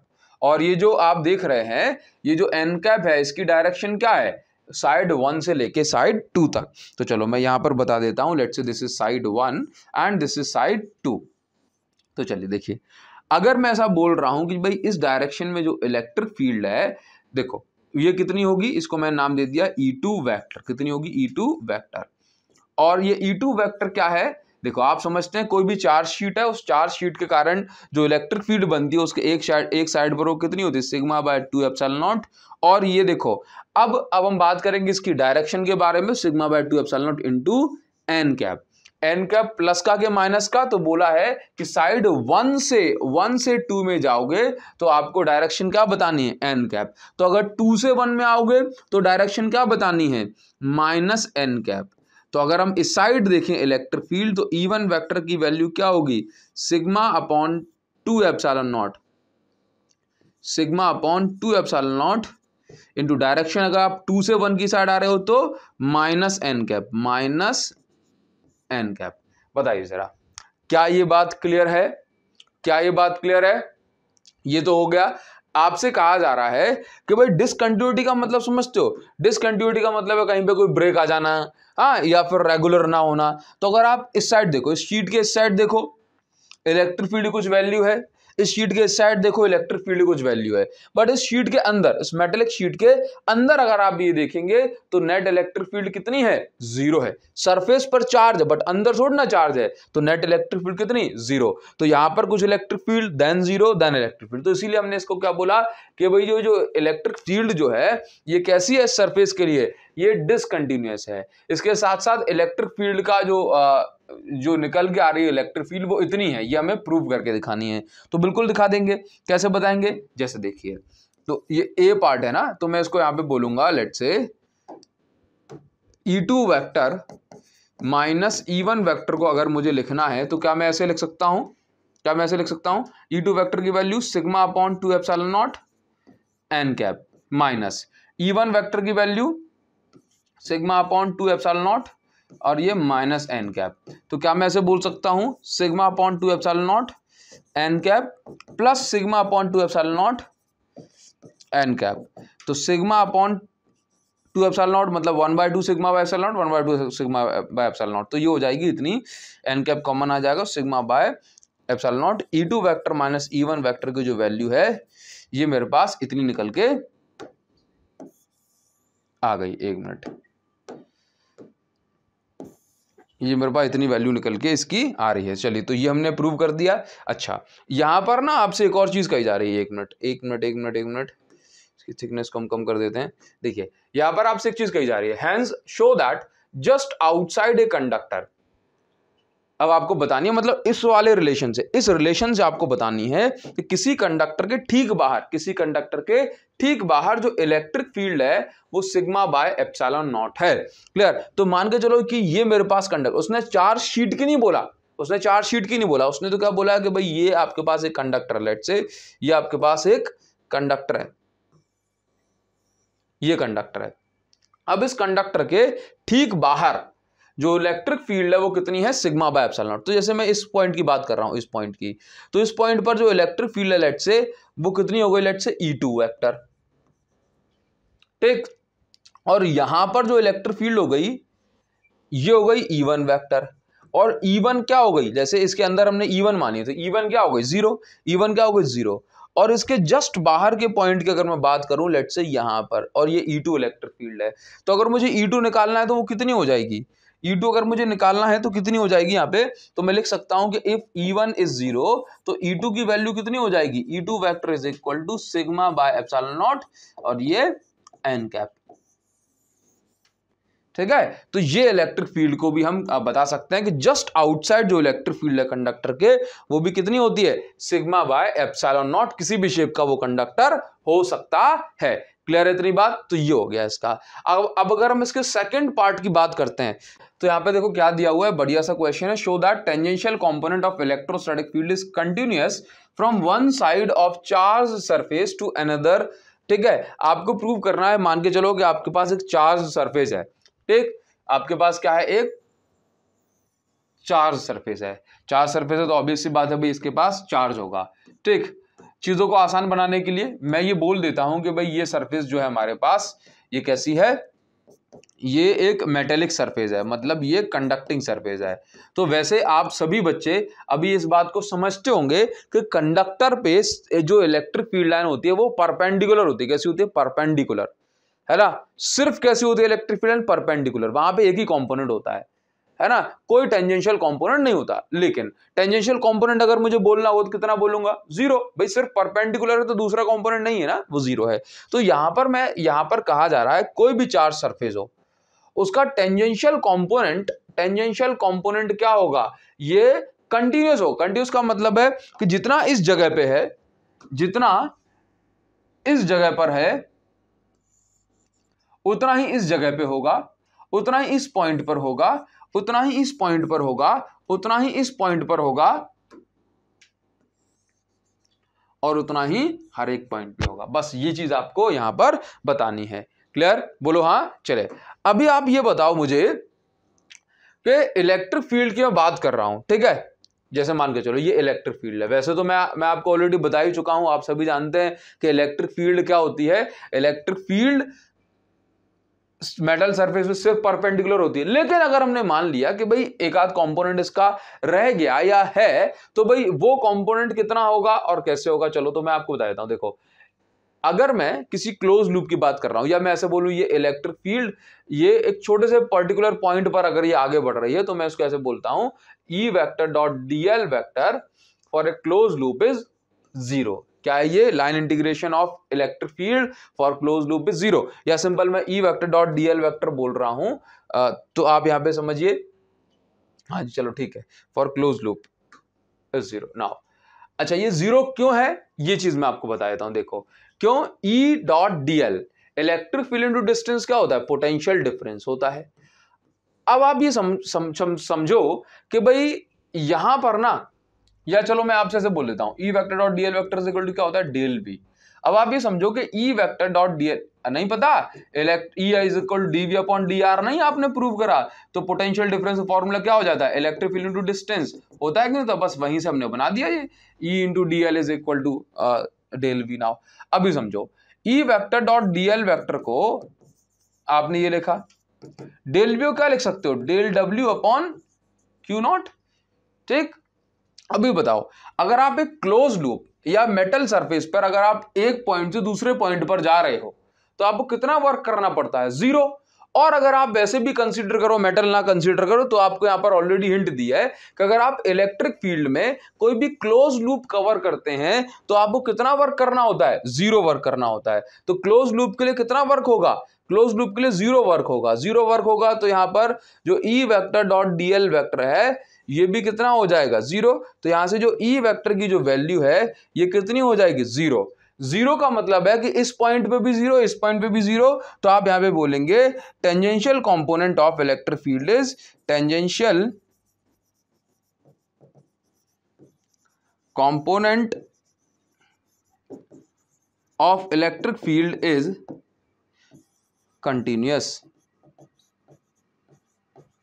बताइए, क्लियर है तेरी बात? अच्छा, यहां तक आप आ चुके हो, कमेंट करके मुझे जरूर से बताना। ठीक, आप इसका स्क्रीनशॉट ले लो, ये स्क्रीनशॉट ले लो, इसका स्क्रीनशॉट ले लो, देन हम आगे बढ़ जाते हैं। क्वेश्चन नंबर 17 में हमें दिया जा रहा है एक long charge cylinder of linear charge density lambda is surrounded by hollow coaxial conductor cylinder, what is the electric field in the space between two cylinders. देखो ऐसा है, जैसे ये एक हमारे पास सिलेंडर है, छोटो सिलेंडर, ठीक, ये देखिए, जैसे आप ये जानते हो कि जब आप एक चार्ज सरफेस को, या मैं कहूँ एक स्फीयर को, एक कंडक्टिंग स्फीयर को जब आप चार्ज देते हो तो वो चार्ज कैसे बिहेव करता है, जैसे मानो कि सारा का सारा चार्ज उसके सेंटर पे रखा हो, ऐसे ही है कि नहीं। इसी प्रकार से जब आप एक सिलेंडर को चार्ज देते हो तो वो चार्ज कैसे बिहेव करता है, वो चार्ज कैसे बिहेव करता है, जैसे मानो कि सारा का सारा चार्ज एक वायर पे रखा हो। कहाँ रखा हो? वायर पे, ठीक है, वायर पे डिस्ट्रीब्यूटेड हो। ठीक, तो चलिए, तो यहां पर आपको वही चीज कैलकुलेट करनी है। तो मैं यहां पर एक वायर बना लिया। अब कह रहा है कि इसके ऊपर आपने एक और सिलेंडर आपने बनाया, ये सिलेंडर,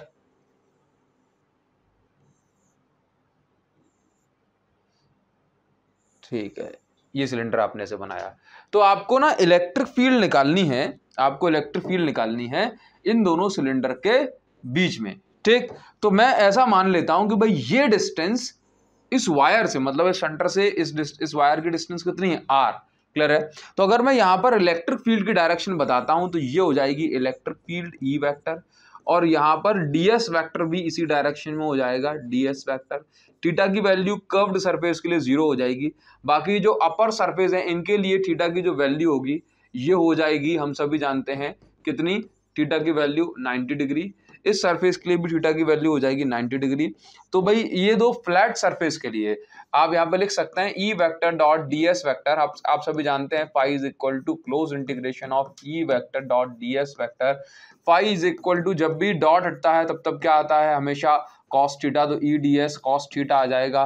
ठीक, बोथ फ्लैट सरफेस के लिए, फ्लैट सरफेस के लिए थीटा इज इक्वल टू कितना है? 90 डिग्री है ना। तो चलो मैं इसको ऐसे बोल सकता हूं कि दोनों फ्लैट सरफेस के लिए जो फ्लक्स होगा वो 0 हो जाएगा। तो ई डॉट ds या ई ds कॉस, या चलो मैं इसको डिटेल में कर दूं तो phi is equal to first surface E ds, ये कर्व्ड सरफेस के लिए कॉस 0 डिग्री, प्लस ये फ्लैट सरफेस के लिए ई ds कॉस 90, और दूसरी फ्लैट सरफेस के लिए भी कितना हो जाएगा? ये इन सबको थोड़ा साइड में शिफ्ट कर देता हूं।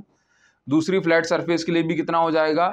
ई ds कॉस 90। तो यहां से phi is equal to E ds cos 0 की वैल्यू 1, और ये 0 प्लस ये 0, कॉस 90 वाली 0 होती है। फाई को हम क्या लिख सकते हैं? q bye epsilon not. ये यहाँ पे ई ds किसका पार्ट है? ds एक सिलेंडर की कर्व्ड सरफेस का पार्ट है। लेट्स से इसकी जो लेंथ हो गई वो l हो गई, तो यहां से मैं ऐसा बोल सकता हूं कि q बाय एप्सिलॉन नॉट की जगह पे मैं क्या लिखूं? Lambda into l upon epsilon naught is equal to E. देखो आप सभी जानते हैं कि जो चार्ज डेंसिटी है वो क्या है? q by l। तो यहां से q की जगह पे हमने क्या लिख दिया? Lambda into l upon epsilon naught E. अब देखिए जरा यहाँ पे ds के प्लेस पर क्या पुट करेंगे? ds के प्लेस पर हम पुट करेंगे 2 पाई आर एल। क्या पुट करेंगे? 2 पाई आर एल। ठीक है, इसके बाद देखो जरा, इसके बाद देखिए यहां पर लैम्डा, अच्छा एल से एल कैंसिल हो जाएगा, lambda upon epsilon naught is equal to E into 2 pi R L. आपको इस R पॉइंट पे निकालनी है ना इलेक्ट्रिक फील्ड, तो E इज इक्वल टू क्या हो जाएगा? 1 by 2 pi epsilon naught into lambda upon R। बस ये इलेक्ट्रिक फील्ड हो गई between, in the space between two cylinders. इस पॉइंट पे ये इलेक्ट्रिक फील्ड हो गई। क्लियर है इतनी बात? आप इसका स्क्रीनशॉट ले सकते हैं, आगे बढ़ जाएंगे। ठीक, चलिए अभी हम देखो नेक्स्ट क्वेश्चन नंबर 18 पर आ चुके हैं। ये क्वेश्चन भी अच्छा है, बहुत ज्यादा इसमें कॉन्सेप्ट इन्वॉल्व करे गए हैं, इंक्लूड। देखिए जरा इस क्वेश्चन में क्या दिया जा रहा है, in a hydrogen atom electron and proton are bound at a distance of 0.53 angstrom. देखिए क्या कहा जा रहा है कि सबसे पहले तो सॉल्यूशन हम यहाँ पे डालते हैं, और यहाँ पर ये क्या है, एक इलेक्ट्रॉन है और ये है एक प्रोटॉन। इन दोनों के बीच में कितनी डिस्टेंस बोली है, 0.53 एंगस्ट्रॉम। एंगस्ट्रॉम का मतलब क्या होता है, 10 to the power -10 मीटर। ठीक, चलिए इसके बाद क्या दे रहा है, estimate the potential energy of system in electron volt. Electron volt में आपको पोटेंशियल एनर्जी बतानी है। ठीक है, तो taking zero potential energy at infinite, मतलब इनफाइनाइट पे जीरो पोटेंशियल एनर्जी है इलेक्ट्रॉन की फ्रॉम प्रोटॉन। जैसे इलेक्ट्रॉन अगर यहाँ पे रखा है, इसको यहाँ पे लेके आए तो इसकी पोटेंशियल एनर्जी यहाँ पे जीरो है। ठीक है, और यहाँ पर आ गए तो सिस्टम के पास कुछ पोटेंशियल एनर्जी आ गई। ठीक, अगर स्टार्टिंग में आपको समझने में कोई झोल नहीं करना तो बस आप सिंपल सी बात याद रखो, ये एक सेटअप है, एक सिस्टम है, इसकी पोटेंशियल एनर्जी आपको कैलकुलेट करनी है। तो कैसे कैलकुलेट करेंगे, बहुत सिंपल सी बात है। फॉर्मूला क्या है, फॉर्मूला होता है U is equal to, potential energy formula U K Q1 Q2 upon R square. ठीक है, U इज इक्वल टू, ध्यान से देखिएगा, K की value 9 into 10 to the power 9, Q1 की वैल्यू अगर इलेक्ट्रॉन है तो माइनस का 1.6 10 टू द पावर -19, और प्रोटॉन है तो 1.6 इंटू 10 टू द पावर -19। ठीक है, अपॉन में R स्क्वायर तो 0.53 एंगस्ट्रॉम है ना। अच्छा सॉरी एकदम सॉरी। देखिए ये होगा पोटेंशियल एनर्जी का फॉर्मूला, ये फॉर्मूला है Q1 Q2 अपॉन R, ये फॉर्मूला होता है पोटेंशियल एनर्जी 0.53 एंगस्ट्रॉम। तो एंगस्ट्रॉम में 10 टू द पावर -10 लिख दिया। अभी ये वैल्यू किस में हो गई, ये वैल्यू हो गई जूल में। किस में हो गई, जूल में। अब समझिए जरा कि अगर मैं इलेक्ट्रॉन वोल्ट को जूल में, सॉरी हमें आंसर चाहिए इलेक्ट्रॉन वोल्ट में, तो याद रखिए 1 इलेक्ट्रॉन वोल्ट होता है 1.6 10 टू द पावर -19 जूल। तो अगर आपको 1 जूल को कन्वर्ट करना है इलेक्ट्रॉन वोल्ट में तो आप यहाँ पे क्या लिख सकते हैं, 1 जूल, इसको 1/1.6 × 10 टू द पावर -19, और ये इलेक्ट्रॉन वोल्ट, मतलब जूल को इलेक्ट्रॉन वोल्ट में कन्वर्ट करना है तो इतने का डिवाइड कर दो।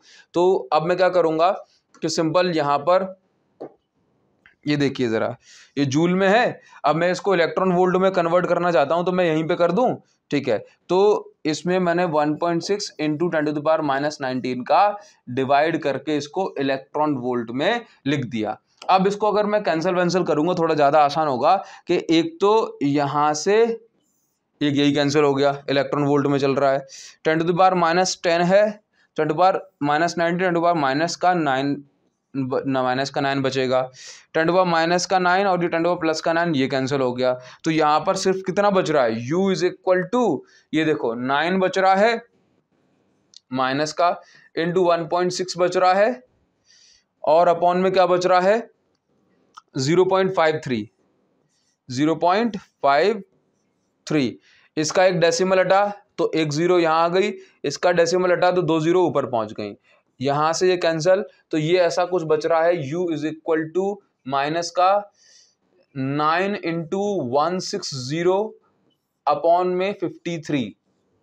क्लियर है। नाउ देखिए जरा 0 10 की पावर में कोई दिक्कत तो नहीं है, 10 की पावर में ठीक है, कोई प्रॉब्लम नहीं। तो U इज इक्वल टू कितना हो जाएगा, ये एक बार हम देख लेते हैं।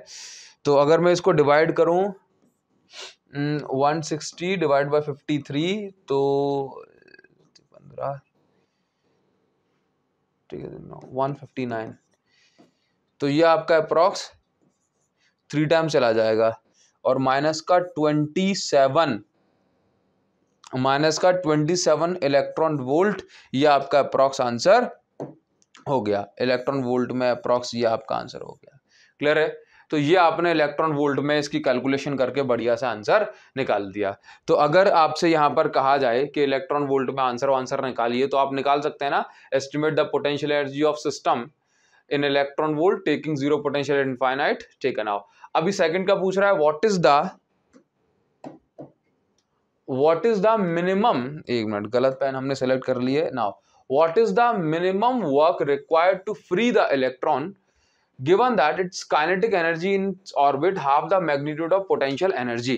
ठीक है, देखो जरा, तो क्या कर रहा है कि आपको यदि इस इलेक्ट्रॉन को प्रोटॉन से अलग करना है, क्या करना है, प्रोटॉन से अलग करना है, तो आपको कितना वर्क करना पड़ेगा, कितना वर्क करना पड़ेगा। तो आप यहां पे समझो, देखो आपको कितना वर्क करना पड़ेगा। तो आपको इस क्वेश्चन में यहां पर ध्यान से देखेंगे तो पहले एनर्जी कितनी दी हुई, देखो the what is the minimum work required to free the electron, कितना वर्क करना पड़ेगा, और दिया जा रहा है kinetic energy in orbit is half of magnitude of potential energy obtained. देखो यहां पर समझो कि पोटेंशियल एनर्जी कितनी है, -27 इलेक्ट्रॉन वोल्ट। कितनी, अगर मैं बात करूं पोटेंशियल एनर्जी कितनी है, -27 इलेक्ट्रॉन वोल्ट। तो काइनेटिक एनर्जी कितनी हो गई, हाफ ऑफ पोटेंशियल एनर्जी, तो हाफ ऑफ 27 इलेक्ट्रॉन वोल्ट। तो काइनेटिक एनर्जी कितनी हो गई, 13.5 इलेक्ट्रॉन वोल्ट। तो अगर मैं टोटल एनर्जी की बात करूं, टोटल एनर्जी की हम बात कर रहे हैं, तो देखो टोटल एनर्जी कितनी होती है, E is equal to potential energy plus kinetic energy. अभी देखिए, अब E is equal to potential energy कितनी है, -27.5 इलेक्ट्रॉन वोल्ट।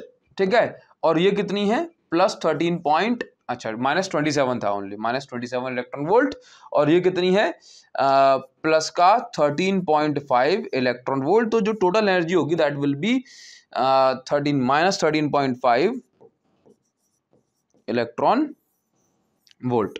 तो कितना वर्क करना पड़ेगा आपको इलेक्ट्रॉन को फ्री करें, जो भी टोटल एनर्जी होती है उसका जस्ट ऑपोजिट अमाउंट आप उसको दे दो, है ना, तो फ्री हो जाएगा। जैसे अगर मैं इसको +13.5 इलेक्ट्रॉन वोल्ट, ये इलेक्ट्रॉन प्रोटॉन की इतनी एनर्जी है कंबाइंड, तो अगर मैं इतनी ही एनर्जी इसको और दे दूंगा पॉजिटिव, तो टोटल एनर्जी कितनी हो जाएगी, 0, और 0 एनर्जी हो गई, इसका मतलब इलेक्ट्रॉन हो गया free.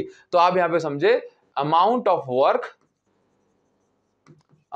Work required to free the electron। ठीक, तो आप देखेंगे W is equal to +13.5 electron volt. इतना वर्क आप करके इसको दे। क्लियर, आप इसका स्क्रीनशॉट ले सकते हैं, देन हम आगे बढ़ जाएंगे। चलिए अभी इसका जो सी पार्ट आप देखेंगे, सी पार्ट में क्या दिया जा रहा है, What are the answers to A and B if zero of potential energy is taken at 1.06 angstrom separation? देखिए जब भी जो जीरो है, मतलब जीरो पोटेंशियल एनर्जी अगर इंफिनिटी पे ना ली जाए, किसी और पॉइंट पे ली जाए, तो आपको ऐसे केस में जो पोटेंशियल एनर्जी का जो फॉर्मूला होता है ना, वो क्या हो जाता है, देन वो आपका हो जाता है U इज इक्वल टू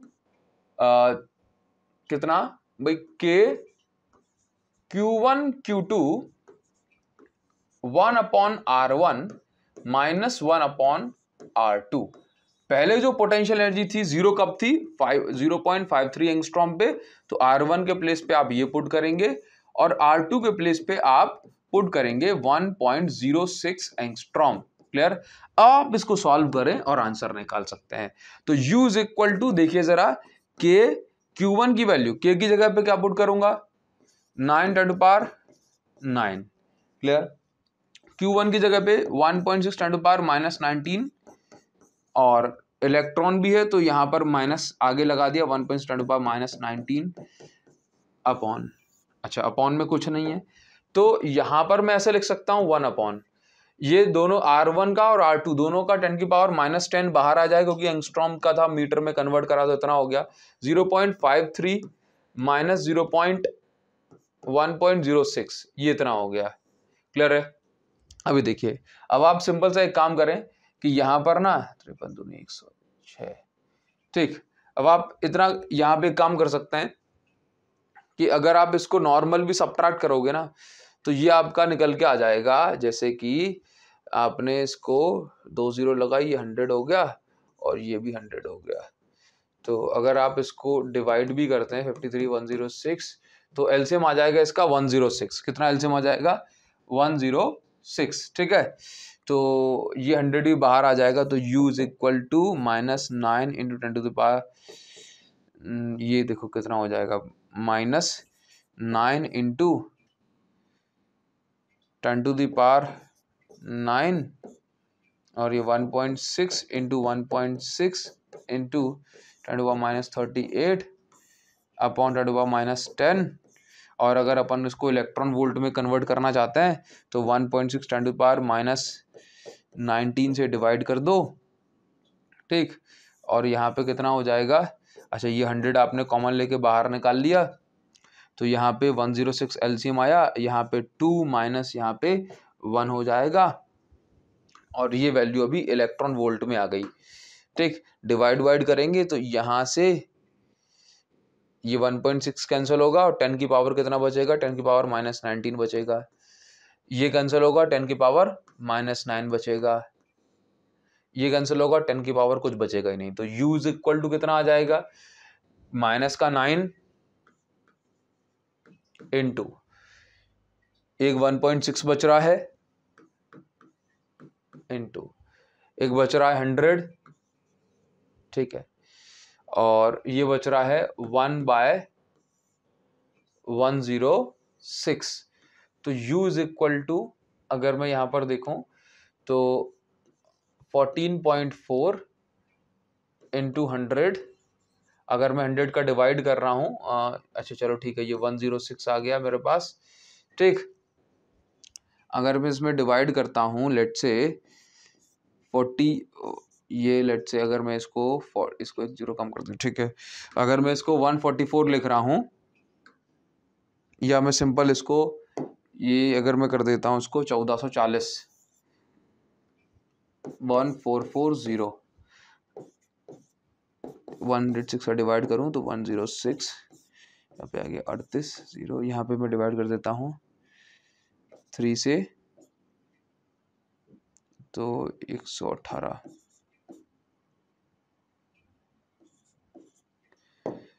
ठीक है। तो अप्रॉक्स 13.5 अप्रॉक्स ये फिर से अपना कितना आ गया, पोटेंशियल एनर्जी -13.5 इलेक्ट्रॉन वोल्ट आ गया, ठीक। आप इसको समझो, ऐसे वाले केस में जो पोटेंशियल एनर्जी वो कितनी आ गई, 13.5 माइनस का 13.5। अभी समझिए, यहाँ पे आपको एक बात समझनी है कि ये इतनी पोटेंशियल एनर्जी आ गई, अब इसकी जो टोटल यहां पर इस केस में, in this case kinetic energy is equal to 0 because electron is shifted from 0.53 angstrom to 1.06 angstrom. देखो, जब इलेक्ट्रॉन को इतनी दूरी से इतनी दूरी तक लेकर के जाया जा रहा है तो हमने ये मान लिया कि वैसे केस में जो काइनेटिक एनर्जी जो इलेक्ट्रॉन की होगी वो 0 रखी होगी, तभी हम उसको यहां से यहां तक ले जा पाए। क्लियर है? तो ऐसे केस में हमने पोटेंशियल एनर्जी को, मतलब काइनेटिक एनर्जी को 0 कंसीडर करा। तो टोटल एनर्जी कितनी हो जाएगी, टोटल एनर्जी कितनी हो गई देन, माइनस का 13.5 प्लस 0, तो टोटल एनर्जी कितनी हो गई, माइनस का 13.5, ठीक, इलेक्ट्रॉन वोल्ट। तो वर्क भी कितना होगा, work done will be plus का 13.5 इलेक्ट्रॉन वोल्ट। और ये आंसर मैं दे रहा हूं आपको अप्रॉक्स में। क्लियर है? आप इसका स्क्रीनशॉट ले सकते हैं यहां से यहां तक, ये इसका स्क्रीनशॉट ले लो, ये इसका पार्ट सी हो जाएगा, सी पार्ट। क्लियर है? आप इसका स्क्रीनशॉट ले सकते हैं।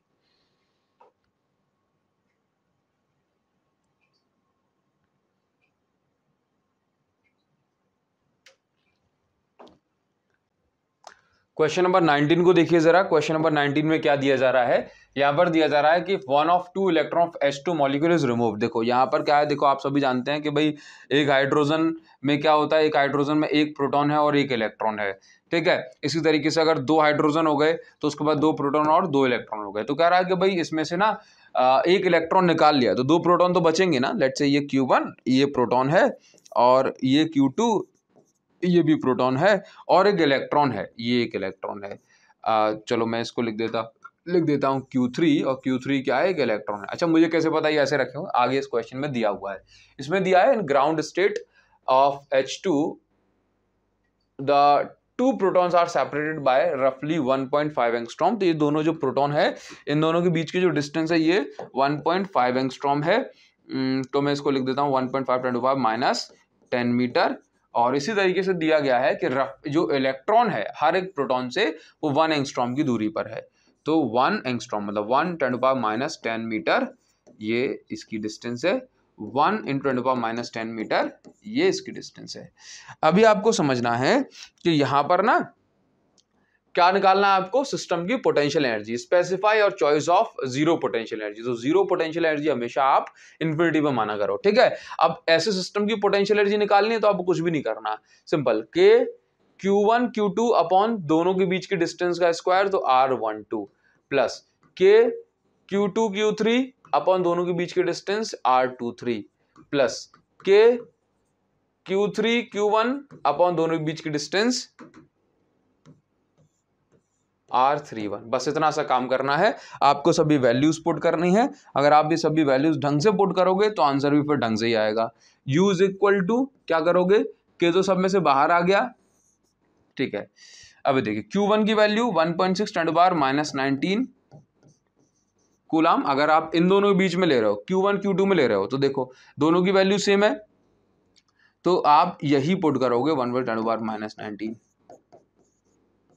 अपॉन R1 1 और 2 के बीच की डिस्टेंस 1.5 × 10⁻10 एंगस्ट्रॉम प्लस Q2 और Q3 का भी सेम है।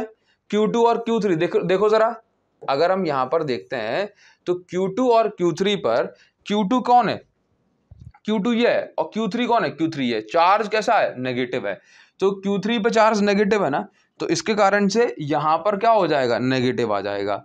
यहां पे क्या हो जाएगा, नेगेटिव आ जाएगा। Q3 पे चार्ज नेगेटिव है तो Q3 Q1 की बात करोगे। अच्छा डिस्टेंस अभी हम जो है देख लेते हैं जरा, जैसे ये देखो, तो डिस्टेंस ये माइनस का आ गया Q3 Q1 में। अच्छा अगर मैं Q3 Q1 की बात कर रहा हूं, जैसे Q2 और Q3 की बात करूं, तो डिस्टेंस 1 एंगस्ट्रॉम है, जो मैंने 1 एंगस्ट्रॉम ले ली, ठीक है। और इसमें भी डिस्टेंस 1 एंगस्ट्रॉम है, ये डिस्टेंस भी हमने 1 एंगस्ट्रॉम ले ली। बस इसके बाद अब आपको सॉल्व करना है। सॉल्व करोगे तो U इज इक्वल टू, यहाँ पे देखिए जरा, ये K इंटू बाहर क्या आ रहा है, बाहर आ रहा है K की वैल्यू क्या है, 9 × 10⁻9। इसकी वैल्यू क्या बाहर आ रही है, 1.6 × 10⁻19, 1.6 × 10⁻19 अपॉन यहाँ पे क्या 10⁻10 सब में से बाहर निकल के आ रहा है। यहाँ पर क्या आ रहा है, 1/1.5 यहाँ बच रहा है, ये तुमने बाहर ले लिया ना, माइनस का 1 और माइनस का 1 ये निकल के आ रहा है। अब मुझे चाहिए कि आप इसका आंसर मुझे कमेंट सेक्शन में बताओगे, ये तो आपको करना ही पड़ेगा। अब आप कुछ भी कहो, क्योंकि मैंने आपके लिए इतना सब कुछ सॉल्व करा है, तो आप मुझे इसका आंसर कमेंट सेक्शन में जरूर से बताएंगे। आप अगर आंसर मुझे बताओगे तो मैं समझ जाऊंगा कि भाई यहाँ तक हम जो आपके साथ में चल करके आए हैं, आप भी यहाँ तक इस वीडियो में पहुंचे हो, इसीलिए आप इसका आंसर कमेंट सेक्शन में बता रहे हो। तो सभी बच्चे जो यहाँ तक आए हैं, आप मुझे जरूर से कमेंट सेक्शन में इसका आंसर बताएं, सॉल्व करके बताना। ये नहीं कि दूसरे कॉपी कर देंगे, कौन कितनी मेहनत करें सर। अरे आपको तो पता पड़ गया, हमें तो लग रहा था कि हम ऐसे ही करेंगे, कॉपी करेंगे। हाँ तो देखिए सर, आप इसका स्क्रीनशॉट ले सकते हो, लेकिन आंसर कमेंट सेक्शन में मुझे जरूर से बताइएगा। क्लियर है, आगे बढ़ जाते हैं थोड़ा सा। चलिए तो क्वेश्चन नंबर 20 की बात हम कर लेते हैं। क्वेश्चन नंबर 20 आज का ये आखिरी क्वेश्चन रखेंगे, क्योंकि बहुत यही अकेली वीडियो 1.5-2 घंटे की हो गई होगी। तो अभी इस क्वेश्चन में देखो क्या दिया जा रहा है, बाकी क्वेश्चन हम नेक्स्ट वीडियो में करेंगे, नहीं तो आप भी सो जाओगे, वीडियो बनाते बनाते हम भी सो जाएंगे। तो देखिए जरा, 2 charge conducting sphere of radius A and B are connected to each other by a wire. देखो ये ऐसा मैं बोल दे रहा हूं कि ये मेरे पास एक 2 कंडक्टिंग स्फीयर है, एक की रेडियस A है और दूसरे की रेडियस B है। इसकी रेडियस A है और इसकी रेडियस B है। अगर मैं इसको कंडक्टिंग वायर से कनेक्ट कर देता हूं, तो आप ये देखते हैं कि जो करंट जो होगा, जो चार्ज जो होगा, ये दोनों के बीच में ट्रांसफर होगा। और जब तक ट्रांसफर होगा, जब तक कि दोनों का जो वोल्टेज है, पोटेंशियल डिफरेंस है, वो सेम ना हो जाए। हमें क्या निकालना है, what is the ratio of electric field at the surfaces. दोनों की सरफेस पे इलेक्ट्रिक फील्ड का रेशियो निकालना है। इसके साथ साथ use this result to obtain by charge density on sharp and pointed ends of conductor is higher than its flatter portion. मतलब पहले तो आपको E1 और E2 का रेशियो निकालना है, इसके बाद आपको ये इसी रिजल्ट से हमें ये बताना है कि शार्प एजेस पे जो चार्ज डेंसिटी होती है वो ज्यादा होती है in comparison to the flatter end. मतलब चार्ज ऐसे शार्प एंड पे ज्यादा इकट्ठा होता है फ्लैटर एंड की कंपैरिजन में, ठीक है। तो सबसे पहले अगर मैं बात करूं कि भाई इन दोनों पे कितना कितना चार्ज आ जाएगा, तो लेट्स से इस पे चार्ज आ गया Q1, इस पे चार्ज आ गया Q2, ठीक। तो अगर Q1 चार्ज है, तो आफ्टर जो है दोनों पे जब चार्ज शेयर हो जाएगा तो Q1 Q2 दोनों का पोटेंशियल सेम हो, तो Q is equal to C भी होता है, तो Q1 is equal to C1 into V, Q2 is equal to C2 into V. जैसे इसके पास इसका कुछ कैपेसिटेंस होगी, इसकी कुछ कैपेसिटेंस होगी, ठीक है। तो Q1 Q2 का अगर मैं रेशो निकालूं, Q1 Q2 का अगर मैं रेशो निकालूं तो ये हो रहा है C1 बाय C2। अब आप ये समझते हो कि Q1 by Q2 is equal to C1। C1 क्या है? ये स्फेरिकल कंडक्टर है ना। कैसे है? Spherical conductor. तो फॉर्मूला होता है 4 pi epsilon naught into R मतलब radius, 4 pi epsilon naught into R मतलब रेडियस। ये होता है स्फेरिकल कंडक्टर का की कैपेसिटेंस का फॉर्मूला। तो यहां से मैं ऐसा बोल सकता हूं Q1 by Q2 is equal to होता है A upon B, A by B ये होता है। क्लियर है? नाउ इसके बाद अगर मैं बात कर, ये मैंने क्या निकाल दिया, ये इसकी वैल्यू निकाल दी। अगर मैं सरफेस चार्ज डेंसिटी निकालता हूं तो सरफेस चार्ज डेंसिटी क्या हो जाएगा, जैसे अगर मैं इलेक्ट्रिक फील्ड भी निकाल रहा हूं, let's say E1 by E2, अगर ये मुझे निकालनी है दोनों की सरफेस पे, तो आप ये देखेंगे कि E1 की वैल्यू फॉर्मूला क्या होता है, के Q1 बाय डिस्टेंस मतलब का स्क्वायर, इसके लिए A स्क्वायर। E2 की जगह क्या लिखूंगा, के Q2 बाय इसकी डिस्टेंस का मतलब रेडियस का स्क्वायर। तो E1 बाय E2 अगर मैंने निकाला तो ये हो जाएगा मेरे पास के Q1 अपॉन A का square into B square upon के Q2। क्लियर है? तो यहां से मैं ऐसा बोल सकता हूं कि K से तो K कैंसल, K से K cancel, E1 by E2 is equal to कितना हो गया, Q1 बाय Q2 का रेशो कितना है, Q1 बाय Q2 खुद होता है A बाय B। क्या होता है? A by B। तो A upon B into B square upon A square. तो यहां से आप ये देखें तो ये क्या निकल के आ गया, A अपॉन B, मतलब E1 बाय E2 की जगह क्या निकल के आ गया, एक मिनट, E1 बाय E2 की जगह पे आ गया B अपॉन A। देखिए जरा, तो E1 बाय E2 का जो रेशो आ गया ये आ गया B अपॉन A, मतलब दोनों की जो रेडियस है उसका रेशो हम ऐसे निकाल देंगे। क्लियर है? नाउ अगर इसी चीज को मैं सरफेस चार्ज डेंसिटी के फॉर्म में बताना चाहता हूं तो कैसे बताऊंगा, आप इसको समझ सकते हैं। देखिए जरा, तो सिग्मा 1 अपॉन सिग्मा 2, ठीक, इज इक्वल टू सिग्मा 1 की जगह मैं क्या लिखूंगा, के Q1 बाय, सिग्मा का फॉर्मूला क्या होता है, सॉरी सिग्मा का फॉर्मूला क्या होता है, चार्ज अपॉन एरिया। तो चार्ज अपॉन एरिया, तो Q1 upon area 4 pi A square upon, इसको अगर मैं लिखूंगा सिग्मा 2 को तो Q2 upon 4 pi B square upon Q2। Q1 by Q2 इसको मैं ऐसे लिख सकता हूं, Q1 by Q2 into 4 pi B square upon 4 pi A square. यहां से अगर मैं कैंसिल करूं तो यहां से ये कैंसिल हो गया। Q1 बाय Q2 की जगह मैं लिख सकता हूं A बाय B, जो मैंने अभी निकाला है, इसकी जगह लिख सकता हूं B square by A square. तो यहां से जो सिग्मा 1 बाय सिग्मा 2 निकल के आया, ये भी कितना निकल के आ गया, सिग्मा 1 बाय सिग्मा 2 जो निकल के आया ये भी निकल के आ गया B अपॉन A। तो मैं ऐसा बोल सकता हूं कि E1 by E2 is equal to sigma 1 by sigma 2 is equal to B by A। तो मैं ऐसा बोल सकता हूं यहां पे, एक मिनट, तो मैं ऐसा बोल सकता हूं यहां पे कि जो सरफेस चार्ज डेंसिटी है सिग्मा 1 मतलब पहले वाले की जो रेडियस है ये inversely proportional, sigma is inversely proportional to radius. देख रहे हो यहां पे, ठीक है। तो इसका मतलब ये हो गया कि जहां पर रेडियस ज्यादा है वहां पे चार्ज डेंसिटी कम, और जहां पर रेडियस ऑफ कर्वेचर कम है, रेडियस ऑफ कर्वेचर कम है, वहां पे चार्ज डेंसिटी ज्यादा। तो यहां से हम इन बातों को इस तरीके से प्रूव कर सकते हैं। ठीक, इसको अगर मैं नाम दे रहा हूं, इस पे चार्ज Q1 है, इस पे चार्ज Q2 है, तो इस तरीके से हम इन चीजों को प्रूव कर सकते हैं। आप इसका स्क्रीनशॉट ले लें, ठीक है। चलिए, और इसके बाद ये हमारे क्वेश्चन नंबर 20 तक हो गए। इसके बाद क्वेश्चन नंबर 21 से लेकर के क्वेश्चन नंबर 37 को हम एक सेपरेट वीडियो जो कि आपको नेक्स्ट डे मिल जाएगी अपलोड कर देंगे। और इसके बाद ये चैप्टर हमारा पूरी तरीके से फिनिश हो जाएगा। क्या आपको और एडिशनल क्वेश्चन चाहिए, ये भी आप मुझे कमेंट सेक्शन बताना, क्योंकि आपने प्रीवियस वीडियो में बताया तो अभी आपको ये वीडियो मिली। और इसी के साथ साथ कमेंट सेक्शन मुझे जरूर से बताइएगा कि आपको ये वीडियो कैसी लगी, क्या ये वीडियो आपके लिए हेल्पफुल हो पाई। इस वीडियो में अगर आपको कमी लगी है तो भी आप मुझे जरूर से कमेंट सेक्शन बता सकते हैं, और अगर कोई अच्छी बात हो तो जरूर बताइएगा। ठीक है, मिलेंगे आपसे नेक्स्ट वीडियो में, तब तक के लिए thank you so much guys, thanks a lot, see you again in the next video, thank you.